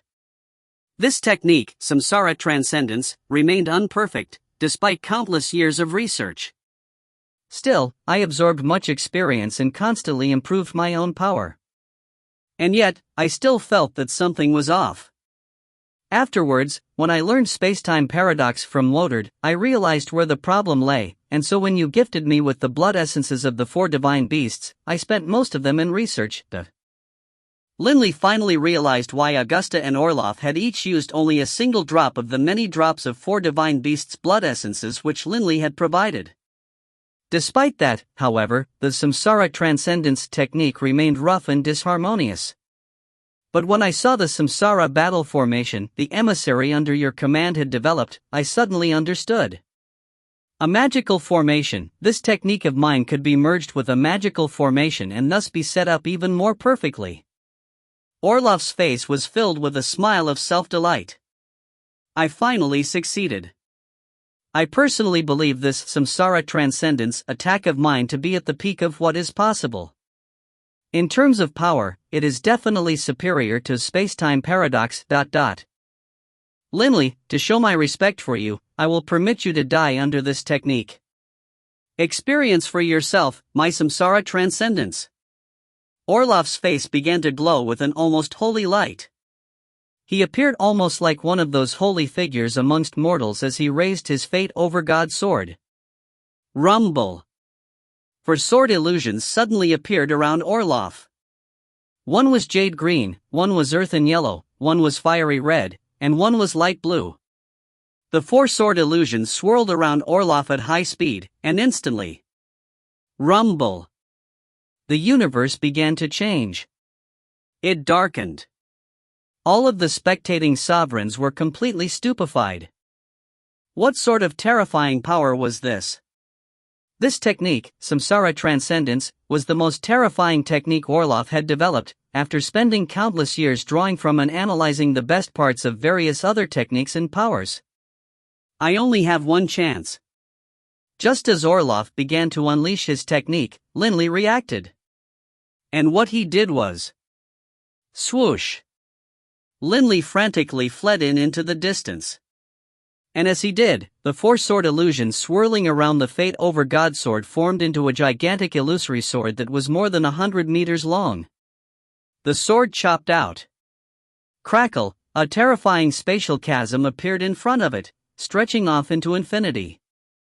It created spatial vibrations for countless kilometers around, causing the deaths of countless living creatures within the chaotic sea. This illusory sword that contained 4 types of sword illusions almost instantly arrived in front of Linley. When his opponent had launched this attack, Linley actually separated his body into 3, a dragon-formed Linley, the water-type sovereign clone, and the wind-type sovereign clone. Harg! The dragon-formed Linley let out a low growl. Wielding the Life Over God sword in his hands, he swung savagely against the sword illusion. Bang! Linley felt as though a mountain was crushing down upon him. In almost an instant, the 2 hands which Linley was using to wield his Life Over God sword completely shattered. His bones split apart, and blood flowed everywhere. The Life Over God sword trembled, then slipped out of his hands, with the edge of it being knocked backwards and slicing through Linley's chest, as easily as slicing tissue. With a slash sound, Linley's chest was completely chopped open, from shoulder to waist. Linley's bisected body flashed, and he instantly exchanged it with his Earth-type sovereign clone.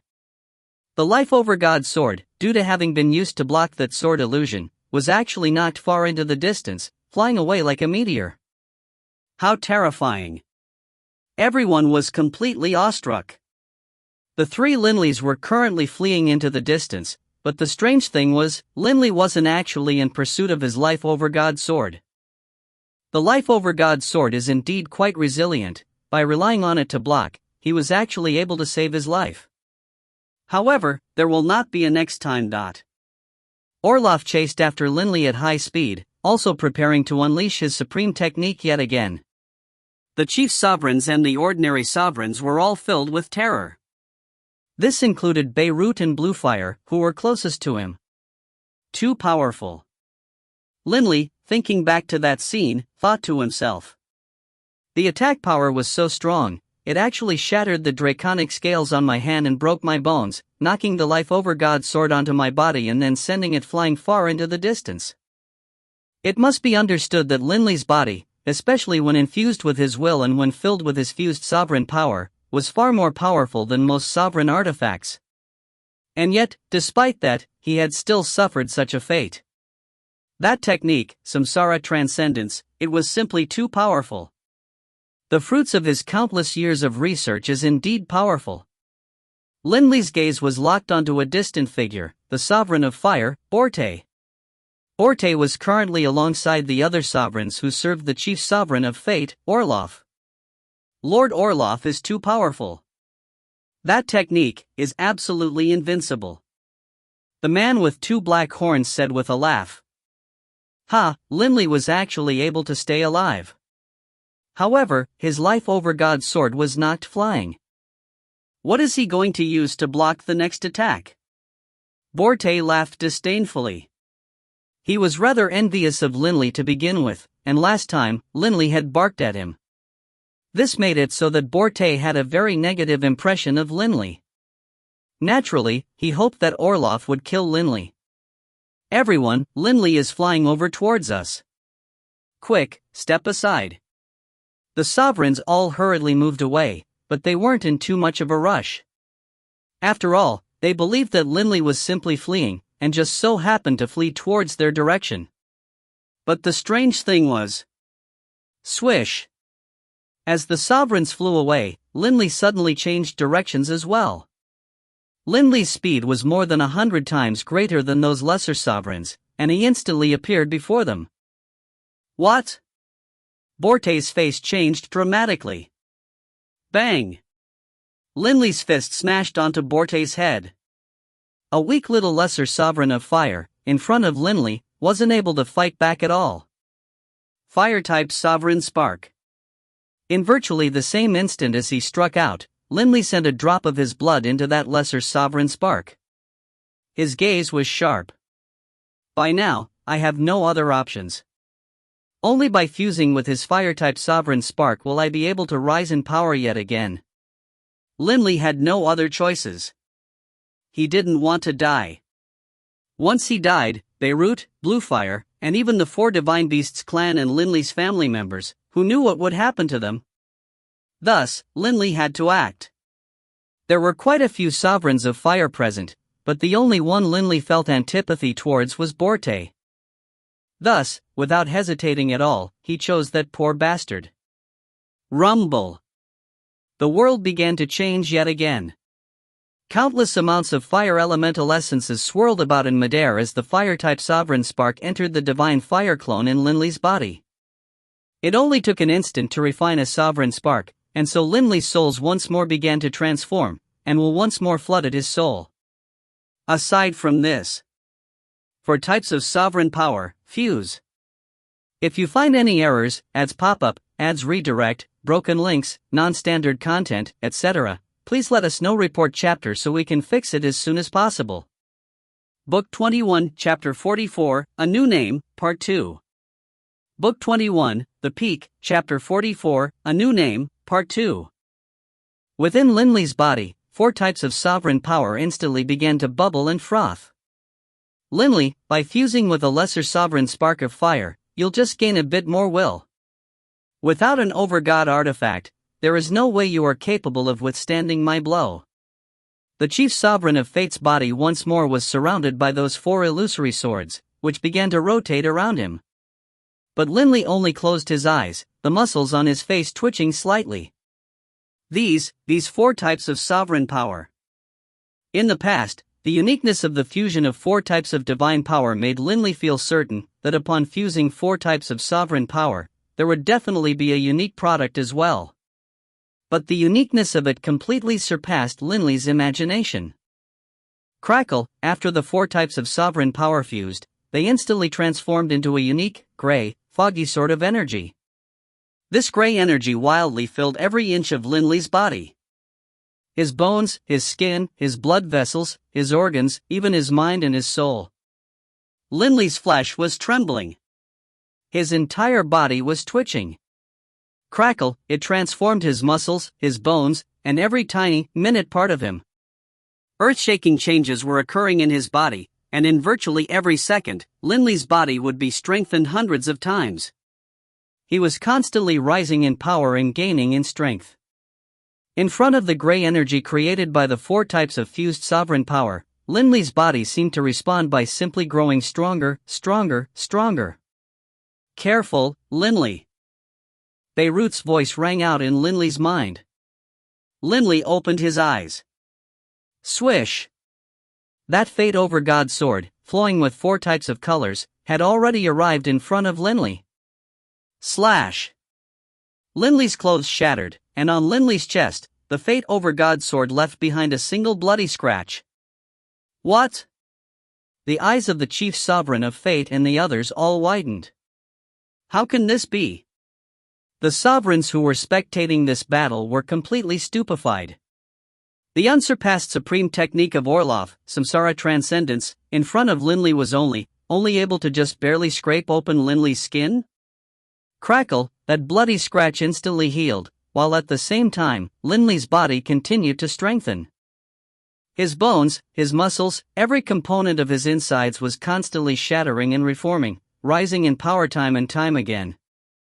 Each rise in power was terrifyingly great, and yet, they seemed to happen without end. Large amounts of gray energy were being used up by Linley's body. I've researched for countless years to develop this, my most powerful sword attack. How can it be that I'm not even able to pierce into his skin? Impossible, impossible. Orlov couldn't help but begin to bellow. He actually swept out with his fate over God's sword to attack Linley yet again, and the quad-colored sword illusions once more manifested, resulting into that terrifying sword. Slash! The over-God sword once more slashed out onto Linley's body. But this time, it didn't even break his skin. Orlov and the others all stared at Linley, stunned. Rumble, the space around Linley trembled violently, unleashing a wave of energy that actually knocked Orlov flying away. As for Linley, he stood there silently in the center of that wave of energy, his eyes closed, like an invincible divinity of war. Inconceivable. Inconceivable. Linley, after receiving that blow from his enemy, completely focused on his self-transformation. His body was undergoing a heaven-shaking evolution. Linley had expected this, but he had never imagined that his sovereign sparks would actually melt. Right. They melted, as though they were ice cubes. The sovereign sparks were indestructibly tough, and none had ever been destroyed despite the passage of countless years. But they were actually beginning to melt. Surrounded by that gray energy, Linley's 4 fused sovereign sparks actually began to melt. The 4 sword-shaped souls that were within the sovereign sparks were revealed, and the 4 sword-shaped souls, as well as the sword-shaped soul of the main body, also began to transform after becoming submerged into that gray energy. It was as though they were breaking free from a cocoon and becoming a butterfly. Slowly, the 5 hovering sword-shaped souls actually fused together, merging like flowing liquids, then finally transforming into a single sword-shaped soul. This sword-shaped soul began to change in color. First, it was azure, then it was earthen yellow, next, it became jade, afterwards, it became red, and in the end, it became completely translucent. A virtually invisible, translucent, sword-shaped soul. Bang! Linley's 4 sovereign clones, bereft of both sovereign sparks and souls, completely collapsed. Only one body was now remaining, and a single, translucent sword-shaped soul. This transformation had used up a great deal of that gray energy. Completely inconceivable. Although his souls had merged together and he had even lost his sovereign spark, Linley could clearly sense the existences of all 4 elemental seas. He could effortlessly pull 4 types of sovereign power from them, and not just that, Linley could even sense the elemental sea of light, the elemental sea of darkness, and all the other planes that served as wellsprings for power. Linley, with but a thought, could summon every type of sovereign power. My power of will is gone. Linley discovered that after his sovereign sparks were consumed and his souls were transformed into one, his original will had vanished. Only, Linley sensed a unique sort of control over the surrounding space. This feeling of control was like, this part of the world was his own domain. He didn't need will. He didn't need anything else. He could simply use the power of the world to constrict any enemies and kill them all. I'm impossible. Orloff, who had always been invincible, seemed to have gone berserk. He was repeatedly using his overgod weapon to strike towards Linley, but the energy wave emanating from Linley's body forced him to stay far away, and he was unable to draw near. All of the sovereigns watching this were rendered completely speechless. What had happened just now had completely surpassed their expectations. The power which Linley had revealed surpassed the realm of sovereigns.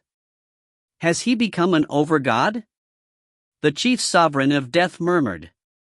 The nearby chief sovereign of destruction's chin rose, and he blinked repeatedly. Can it be that living creatures can actually train to the overgod level? Ha ha! Wonderful! Blue Fire in Beirut, within the Skyrite Mountains, watched as Orloff attack like a madman, but wasn't even able to get close to Linley. They couldn't help but feel wildly overjoyed. Are you done? A calm, quiet voice rang out. Linley, surrounded by that energy wave, opened his eyes and looked at Orloff, who stood before him. In this moment, Linley seemed like a sword. After his soul had transformed, a sword intent seemed to burst out from him. Just looking at Linley made their hearts quiver. Ah! The chief sovereign of fate violently swung out his hand with his fate overgod sword, only to realize he couldn't move. Because Linley's right hand had clutched onto the fate overgod sword. This overgod sword, Linley let out a sigh. He suddenly had a strange feeling, as though this overgod sword wasn't all that tough. Linley's right hand applied just a bit of pressure. Crack! A clear, ringing sound. What it represented was that the exalted, incomparable overgod artifact had actually been snapped by Linley in half. How ordinary! Linley tossed it aside casually, and the half of the overgod sword in his hands fell from the skies, landing into the seas below. Plunk! It sank into the seas. All of the spectating sovereigns were once more rendered speechless. Even the chief sovereign of fate stared, stunned, at the remaining half of the overgod sword which he held. This, how can this, as soon as his words rang out. Swish! Orloff's body suddenly transformed into a streak of light, as he fled into the distance at high speed. Even now, Orloff still held a faint hope that he could stay alive. His homeland was a material plane, and he wanted to flee into it. Orloff was going to continue his research until the day came when he surpassed Linley. He felt that although Linley's attack power had increased, his speed hadn't necessarily increased. Unfortunately. You want to flee? Linley's body flashed, and he actually traversed countless kilometers in a single instant, arriving before Orloff. His speed was countless times faster than Orloff.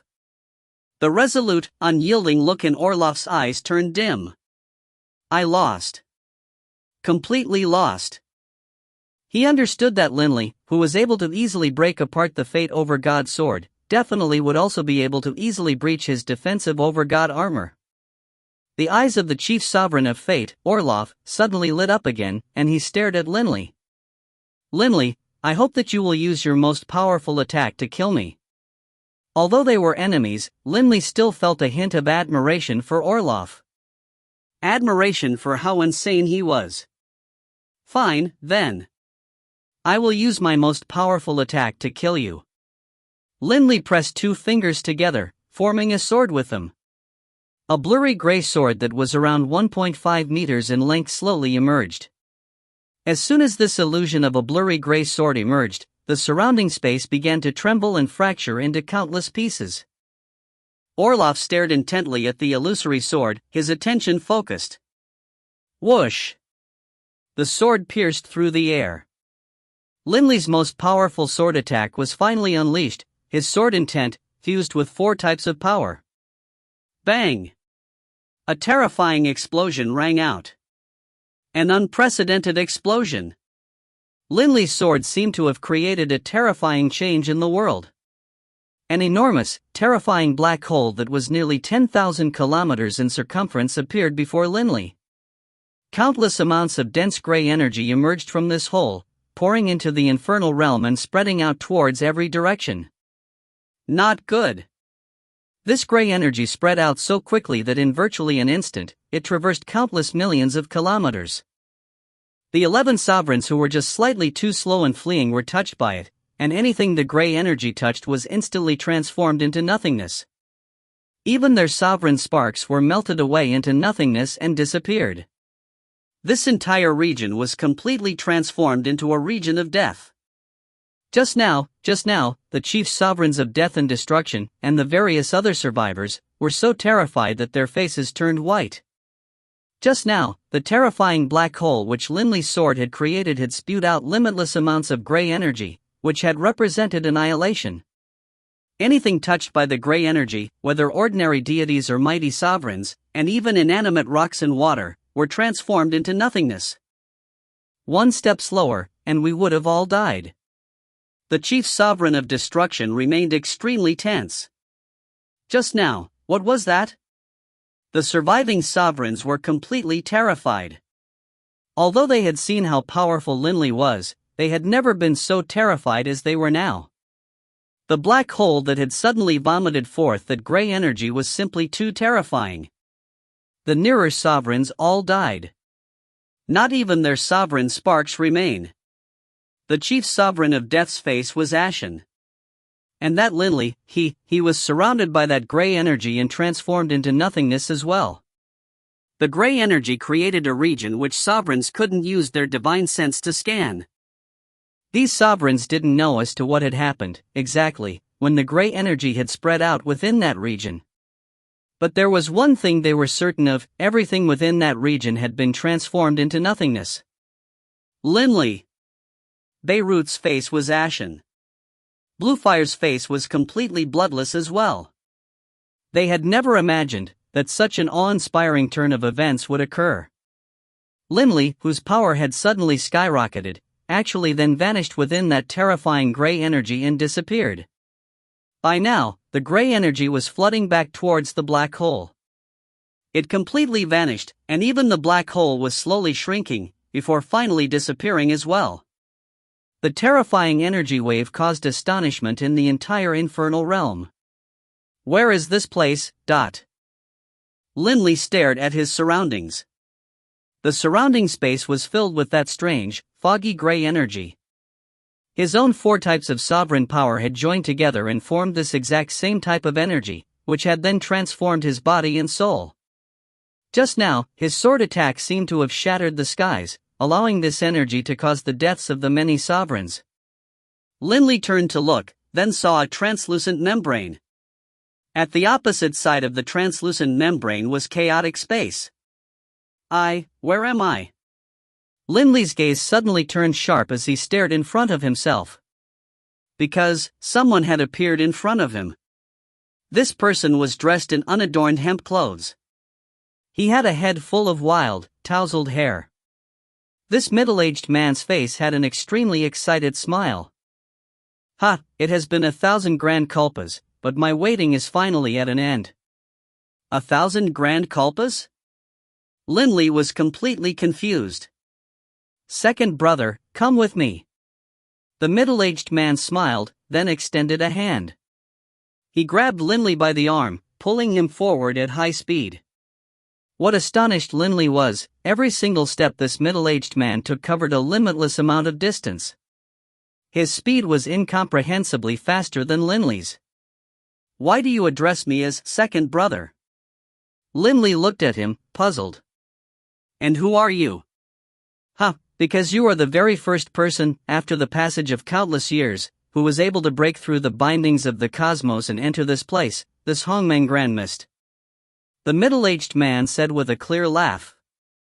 What is the cosmos? Linley hurriedly asked. You said I broke through the bindings of the cosmos.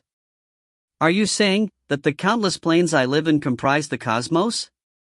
To be more precise, the countless material planes, the 7 divine planes, the 4 higher planes, the various minor planes, and chaotic space, they combine to form a whole, which can be referred to as the cosmos. The middle-aged man smiled as he spoke. As for this energy? I refer to it as the Grand Mist Spirit Energy. Linley took a deep breath.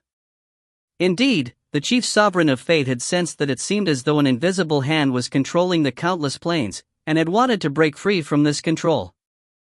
It now seemed as though the invisible hand was the mysterious middle-aged man in front of Linley. Grand Mist Spirit Energy? Linley stared carefully at the primal gray energy. My home is up ahead. The middle-aged man pointed towards the front. In the center of that endless amount of primal energy, there was an island that was only a few dozen meters in circumference. This island had a thatched cottage built atop it, and by the side of the cottage, there was a thick, gnarled dwarf tree. Beneath the tree was a stone table and 2 stone benches. Let's sit first, then chat. The middle-aged man laughed as he sat. Linley, filled with questions, sat down as well. Take a look. The middle-aged man waved his hand, and instantly, a watery mirror formed. A giant sphere emerged from the mirror, and this sphere was surrounded by 4 much smaller spheres. The middle-aged man laughed as he pointed towards the small sphere on the right. This is the cosmos you live in. What? Linley stared, slack-jawed. There are 3 other cosmos like mine? And an even larger one? Linley was truly stunned. The cosmos in the center is the main cosmos, while the 4 cosmos surrounding it are secondary cosmos. They are only 1/10 of the size of the main one. The middle-aged man smiled. The various cosmos all exist within the Hongmeng Grand Mist region. As for myself, my name is Hongmeng. Grand Mist? Linley looked at the middle-aged man. As a matter of fact, the middle-aged man sighed. Linley, let me put it to you this way. Long, long ago, this Grand Mist region gave birth to me. I was the only living creature within the Grand Mist. Linley nodded slightly. After a long, long period of time, I felt bored. I had a sudden flash of insight, and began to build the cosmos. First, I built up the main cosmos, but I felt that by itself, it wasn't stable enough, and so I then built the 4 much smaller secondary cosmos, forming a stable whole. Linley nodded. The energy I used to build the cosmos was this grand mist spirit energy. Hongmeng laughed as he pointed towards the primal gray energy. In the cosmos, I created the various living creatures. In order to ensure that the various races would be able to develop an equilibrium, I had to set many rules and edicts. Hongmeng laughed. For example, in your homeland, the 4 overgods in that secondary cosmos were actually created by myself, based on the 4 edicts that I set up. All they are able to do is carry out my orders, they don't have a shred of emotion at all. Linley's heart trembled. So the 4 overgods were nothing more than tools which this Hongmeng had randomly created. The larger a cosmos is, the more stable it comes. I allowed part of the grand mist to transform into the 5 elements of metal, wood, water, fire, and earth. These 5 types of energy served as the foundation for the primary cosmos, and then gave birth to yin and yang, 2 opposing types of energy, as well as the tribulation power of lightning. Hongmeng laughed. As for the 4 secondary cosmos, they were small, and so they didn't need the 5 elements. I thus controlled the grand mist primal energy into 4 basic types of energy: earth, fire, water, and wind. They then gave birth to light and darkness, as well as the tribulation power of lightning. The grand mist was transformed into earth, fire, water, and wind? Linley was stunned.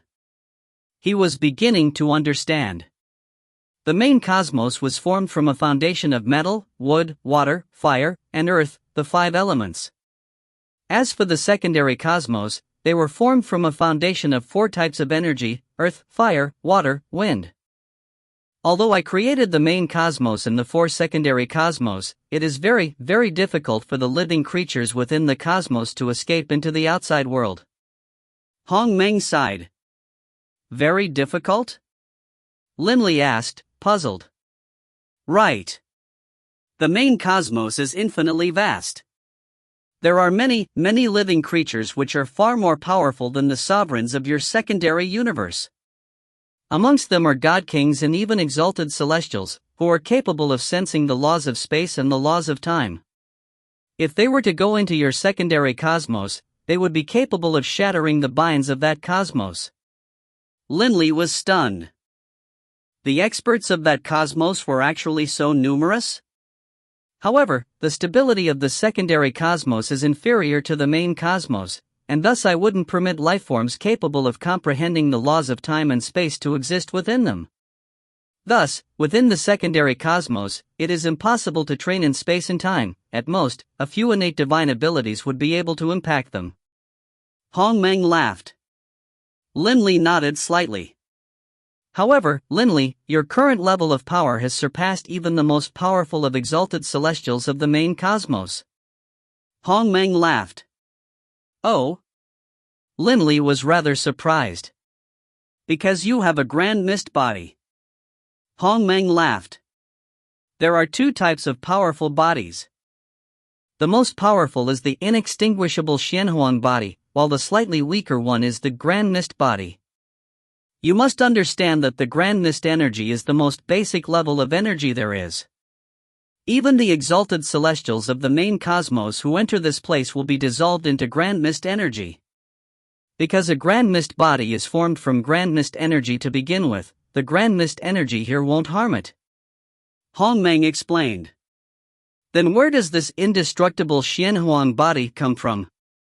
Linley asked. Afterwards, when you, too, set up a cosmos and establish a universe, you will naturally begin to generate Xianhuang energy, which will gather in your body, causing it to once more rise in power. You will then gain the most powerful indestructible Xianhuang body. Hongmeng laughed. Me? Create a cosmos? Linley was stunned. Yes. Like I did. Hongmeng laughed. I care not one whit for the lives and deaths of the living creatures within the cosmos. I can create countless living creatures at any time. I only care about those who are able to, on their own, break free of the bindings of their universe and surviving in this place. You are worthy of being the brother of myself, Hong Meng. Hong Meng laughed as he waved his hand, and a single leaf suddenly floated down from the nearby tree. The leaf flashed with light. I've imprinted the methods for creating a cosmos within this leaf. Use your spiritual energy to look into it, and you'll understand everything. Hong Meng handed the leaf to Linley. Linley looked at Hong Meng, then accepted it. This, countless amounts of knowledge instantly flooded into Linley's mind. In an instant, Linley's understanding of the Grand Mist region reached an extremely deep level.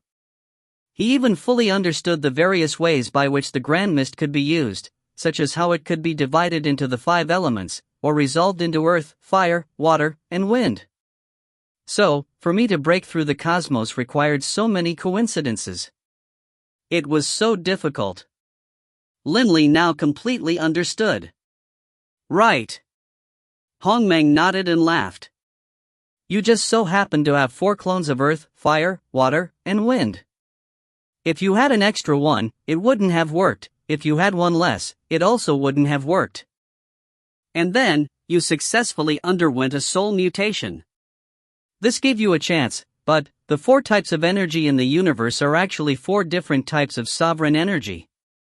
You had to be able to control those 4 types of sovereign energy and fuse them, and so you had to fuse 4 sovereign sparks. Linley laughed and nodded bitterly. He now understood. He had 4 clones of earth, fire, water, and wind, then underwent a soul mutation, and then became a sovereign of all 4 elements. Only then had he been able to fuse the 4 types of sovereign energy into Grand Mist energy. The difficulty of every single step was exceedingly great. To break free from the main cosmos is just as difficult. Grand Mist laughed calmly. This is why, despite the passage of more than 1,000 grand kalpas, you are the only one to emerge here. Big brother Hong Meng, you spoke of more than 1,000 grand kalpas. How long is a grand kalpa, exactly? Linley could tell that grand kalpas represented a unit of time, but how long? Each grand kalpa represents 6 quadrillion years. Hong Meng laughed. Linley sucked in a deep breath.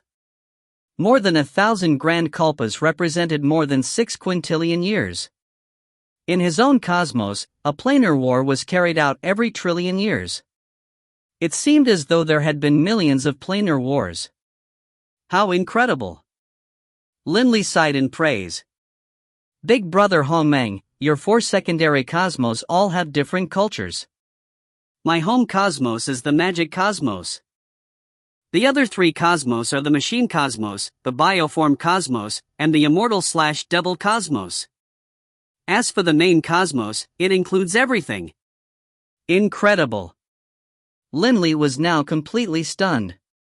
Only now did he realize that aside from the elemental laws, there were many other ways of training that were completely different. There were machines, there were bioforms, and there were even immortal and devil cultivation paths.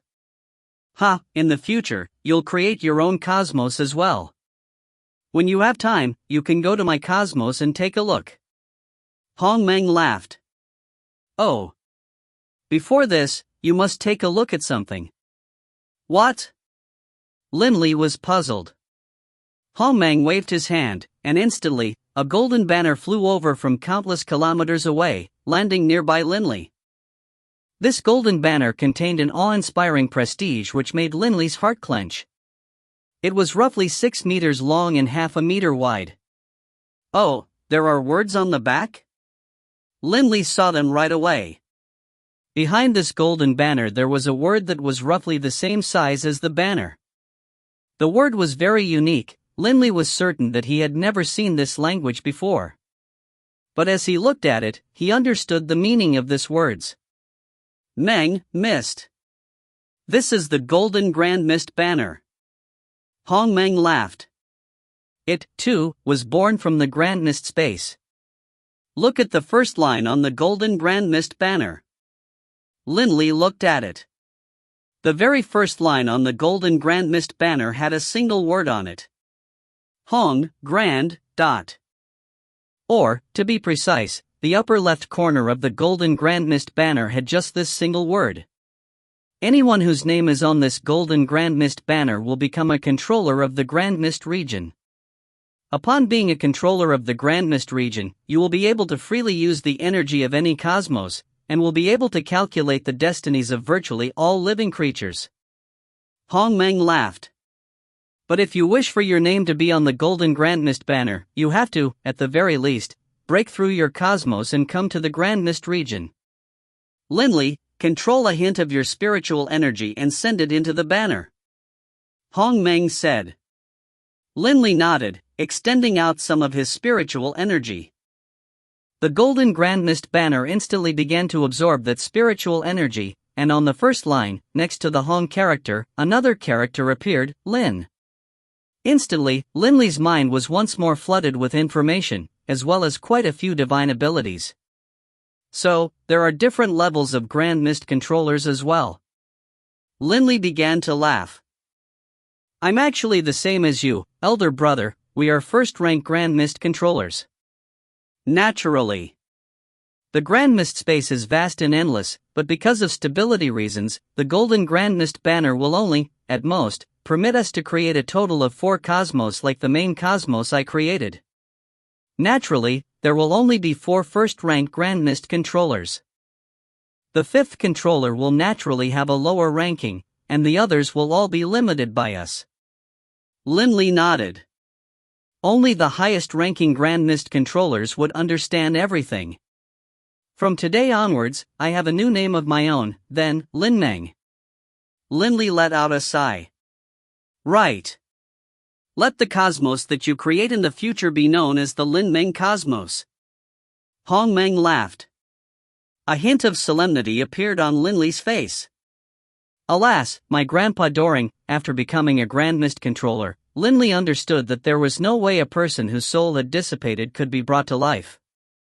But of course, Linley was capable of creating new life. He could create a new, identical Grandpa Doring, one who even had the same memories as Grandpa Doring. Only, that would only be a duplicate, it wouldn't be the true Grandpa Doring. Grandpa Doring, Linley silently engraved Grandpa Doring into his heart. After becoming a Grand Mist controller, he had learned many things. Linley's mindset had changed, and he had become far more at ease and natural than before. Oh, big brother, it seems I have to make a trip back. Linley couldn't help but laugh. Right. Your family members are going frantic. Hong Meng laughed. Right. Your home cosmos, in the future, you can help me manage it. You are now a Grand Mist controller, your divine abilities aren't much weaker than mine. But I have no experience. What if I wreck it? Linley smirked. Then you'll have to help me create a new one, that's all. Hong Meng laughed casually. As a Grand Mist controller capable of creating a cosmos, it was true that many of Linley's abilities were no weaker than Hong Meng's. Only, as he had yet to actually create a new cosmos, Linley's abilities were slightly deficient. Then I'll go back now. Linley turned and took a single step. He crossed an unfathomably long distance with that step, then entered the plane of the infernal realm. In the air above the chaotic sea, a sky-blue robed Linley laughed calmly as he stood there. So many sovereigns died. I have to replenish the sovereign sparks. With a wave of his hand, Linley began to manifest one sovereign spark after another. One sovereign spark after another shot out from his hands, and then, Linley turned to look towards the Skyrite Mountains. Taking but a single step, Linley vanished. When Linley had originally departed from his home cosmos, Linley's family had grown frantic. All of them were now gathered within his estate, and it was so quiet as to cause one to shudder. Boss, BB's tears were flowing. I can't sense my boss's spiritual aura any longer. I can't sense it. Delia stood there, her eyes shut, her entire body shaking. Beirut and Bluefire exchanged glances, bitter smiles on their faces. Father! Wade, Taylor, and Sasha were all agonized as well. Third bro. George, Yale, and Reynolds were together as well. They didn't know whether to laugh or to cry. Everyone had held on to hope, but upon hearing Bibi say that he could no longer sense Linley's spiritual aura, everyone grew despondent. Why did it have to be like this? Linley's mother, Lena, was already reduced to a puddle of tears. It's all my fault, my fault. The nearby Hog held her in his arms, sighing to himself, his face ashen. Just as everyone was gripped by grief. Suddenly.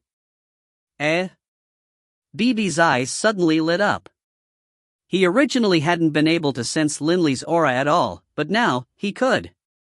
Actually, previously, Linley had left this cosmos, so how could Bibi possibly sense Linley's existence? But now that Linley had returned, Bibi naturally was able to sense him again. Delia was still lost in her memories and her utter grief. However, within her blurred field of vision, a familiar figure suddenly appeared out of nowhere. Delia hurriedly wiped her tears away, looking towards the figure carefully. "Boss!" Bibi called out jubilantly. He was the first to speak.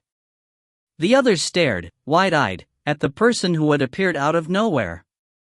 A sky-blue-robed man, with that familiar face. Third bro.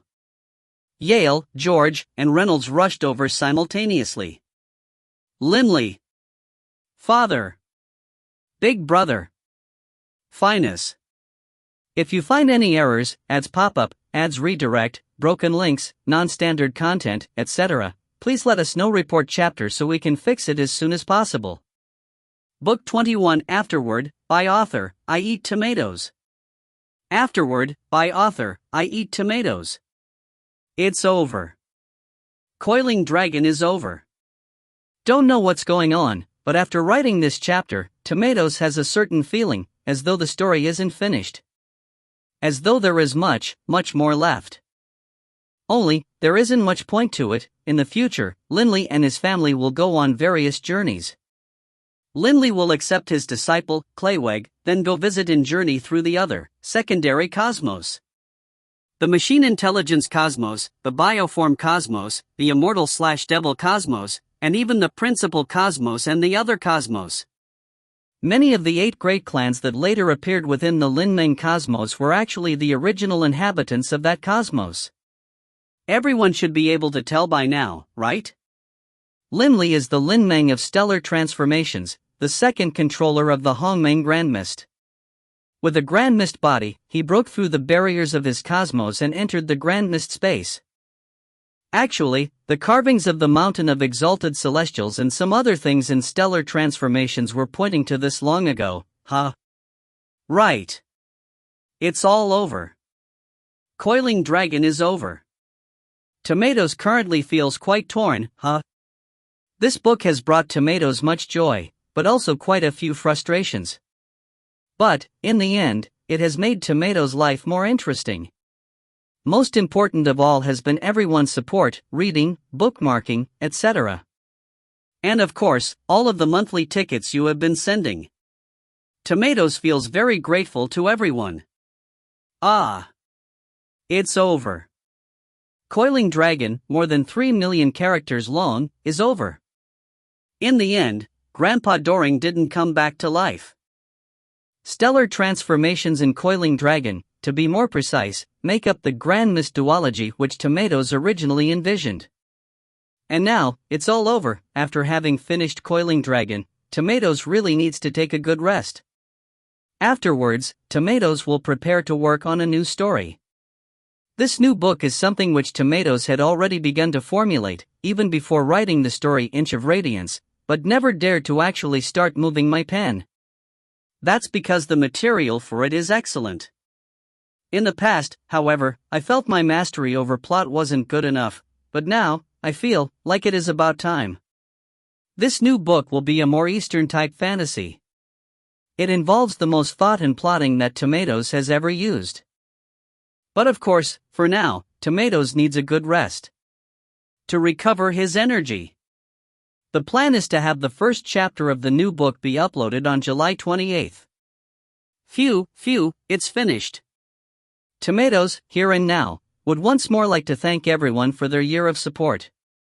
Tomatoes, bows and thanks. Now, let us meet here on July 28th, and once more embark, together, on a new, fantastical journey. Tomatoes. The night of June 11th. If you find any errors, ads pop up, ads redirect, broken links, non-standard content, etc., please let us know. Report chapter so we can fix it as soon as possible. Book 21, RWX is Afterward. RWX is Afterward. Been a hell of a ride, hasn't it? Told you guys it would be. I started this 804 chapter 3 for a million Chinese character project on May 10, 2014, at SPNet's forums, where I was, and still am, a moderator. I had been translating there for many years, and when I saw the popularity of He-Man's Stellar Transformations translation, currently being continued at translationnations.com, so go take a look. After reading the early chapters here, I fell in love with the genre, and started on this project by the same author. I eat tomatoes, expecting it to be a 4 to 5 year project, like many of the old SPNet translations were. At first, I translated basically whenever I felt like it, which would be incredibly slow by today's standards.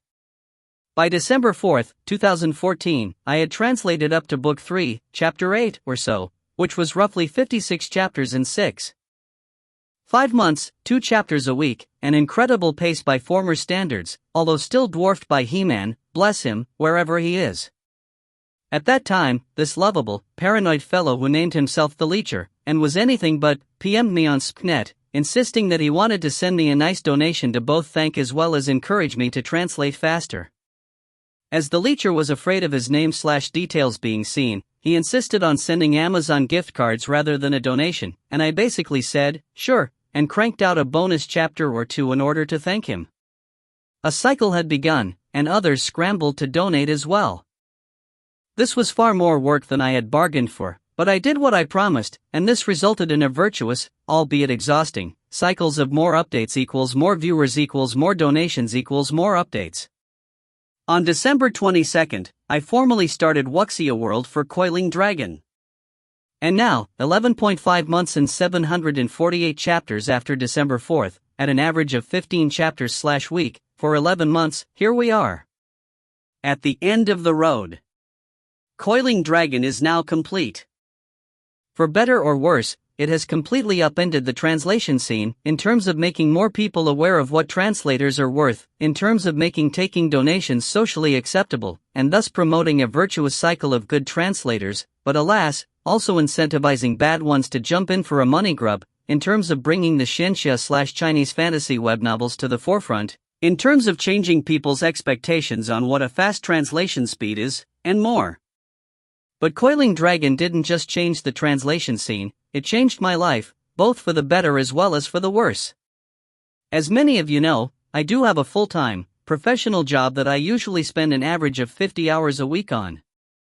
When you throw in 15 chapters a week on top of that, which averages out to around 40 hours, earlier chapters took 3 to 4 hours/chapter, I'm now doing around 2 hours per chapter. That means I've been doing a 90-hour workweek for nearly an entire damn year. And that's not even counting the amount of time spent on comments, website maintenance, and more.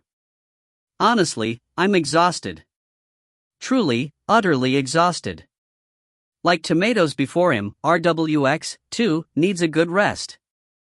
The 90-hour workweek for a year has taken its toll. It's been rewarding in many ways, both financial and personal, but at the same time, it's been a killer.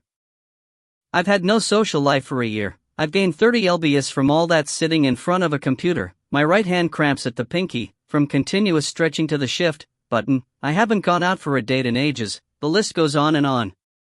I tried to not make it too apparent to y'all, but for 3 or 4 months now, I've essentially been running on fumes, with the main thing keeping me going being the fact that the end was nigh. I giggled hysterically a little each time someone suggested that I was trying to stretch it out. Good Lord, hee hee. And now, it's over. It's been an incredible, life-changing year. Thank all of you, each and every one of you, for your love, support, comments, readership, and more. Coiling Dragon is over, but I'm sure there will be other projects I will work on in the future, and I will continue helping out on Desolate Era in IEW's absence, so this is, dear friends, is farewell but not goodbye. I will take a good, long rest, and then I'll be back. But for now, it is time to hibernate a bit. Ranwashing, RWX. 3 p.m. of November 24, 2015. If you find any errors, ads pop-up, ads redirect, broken links, non-standard content, etc., please let us know. Report chapter so we can fix it as soon as possible.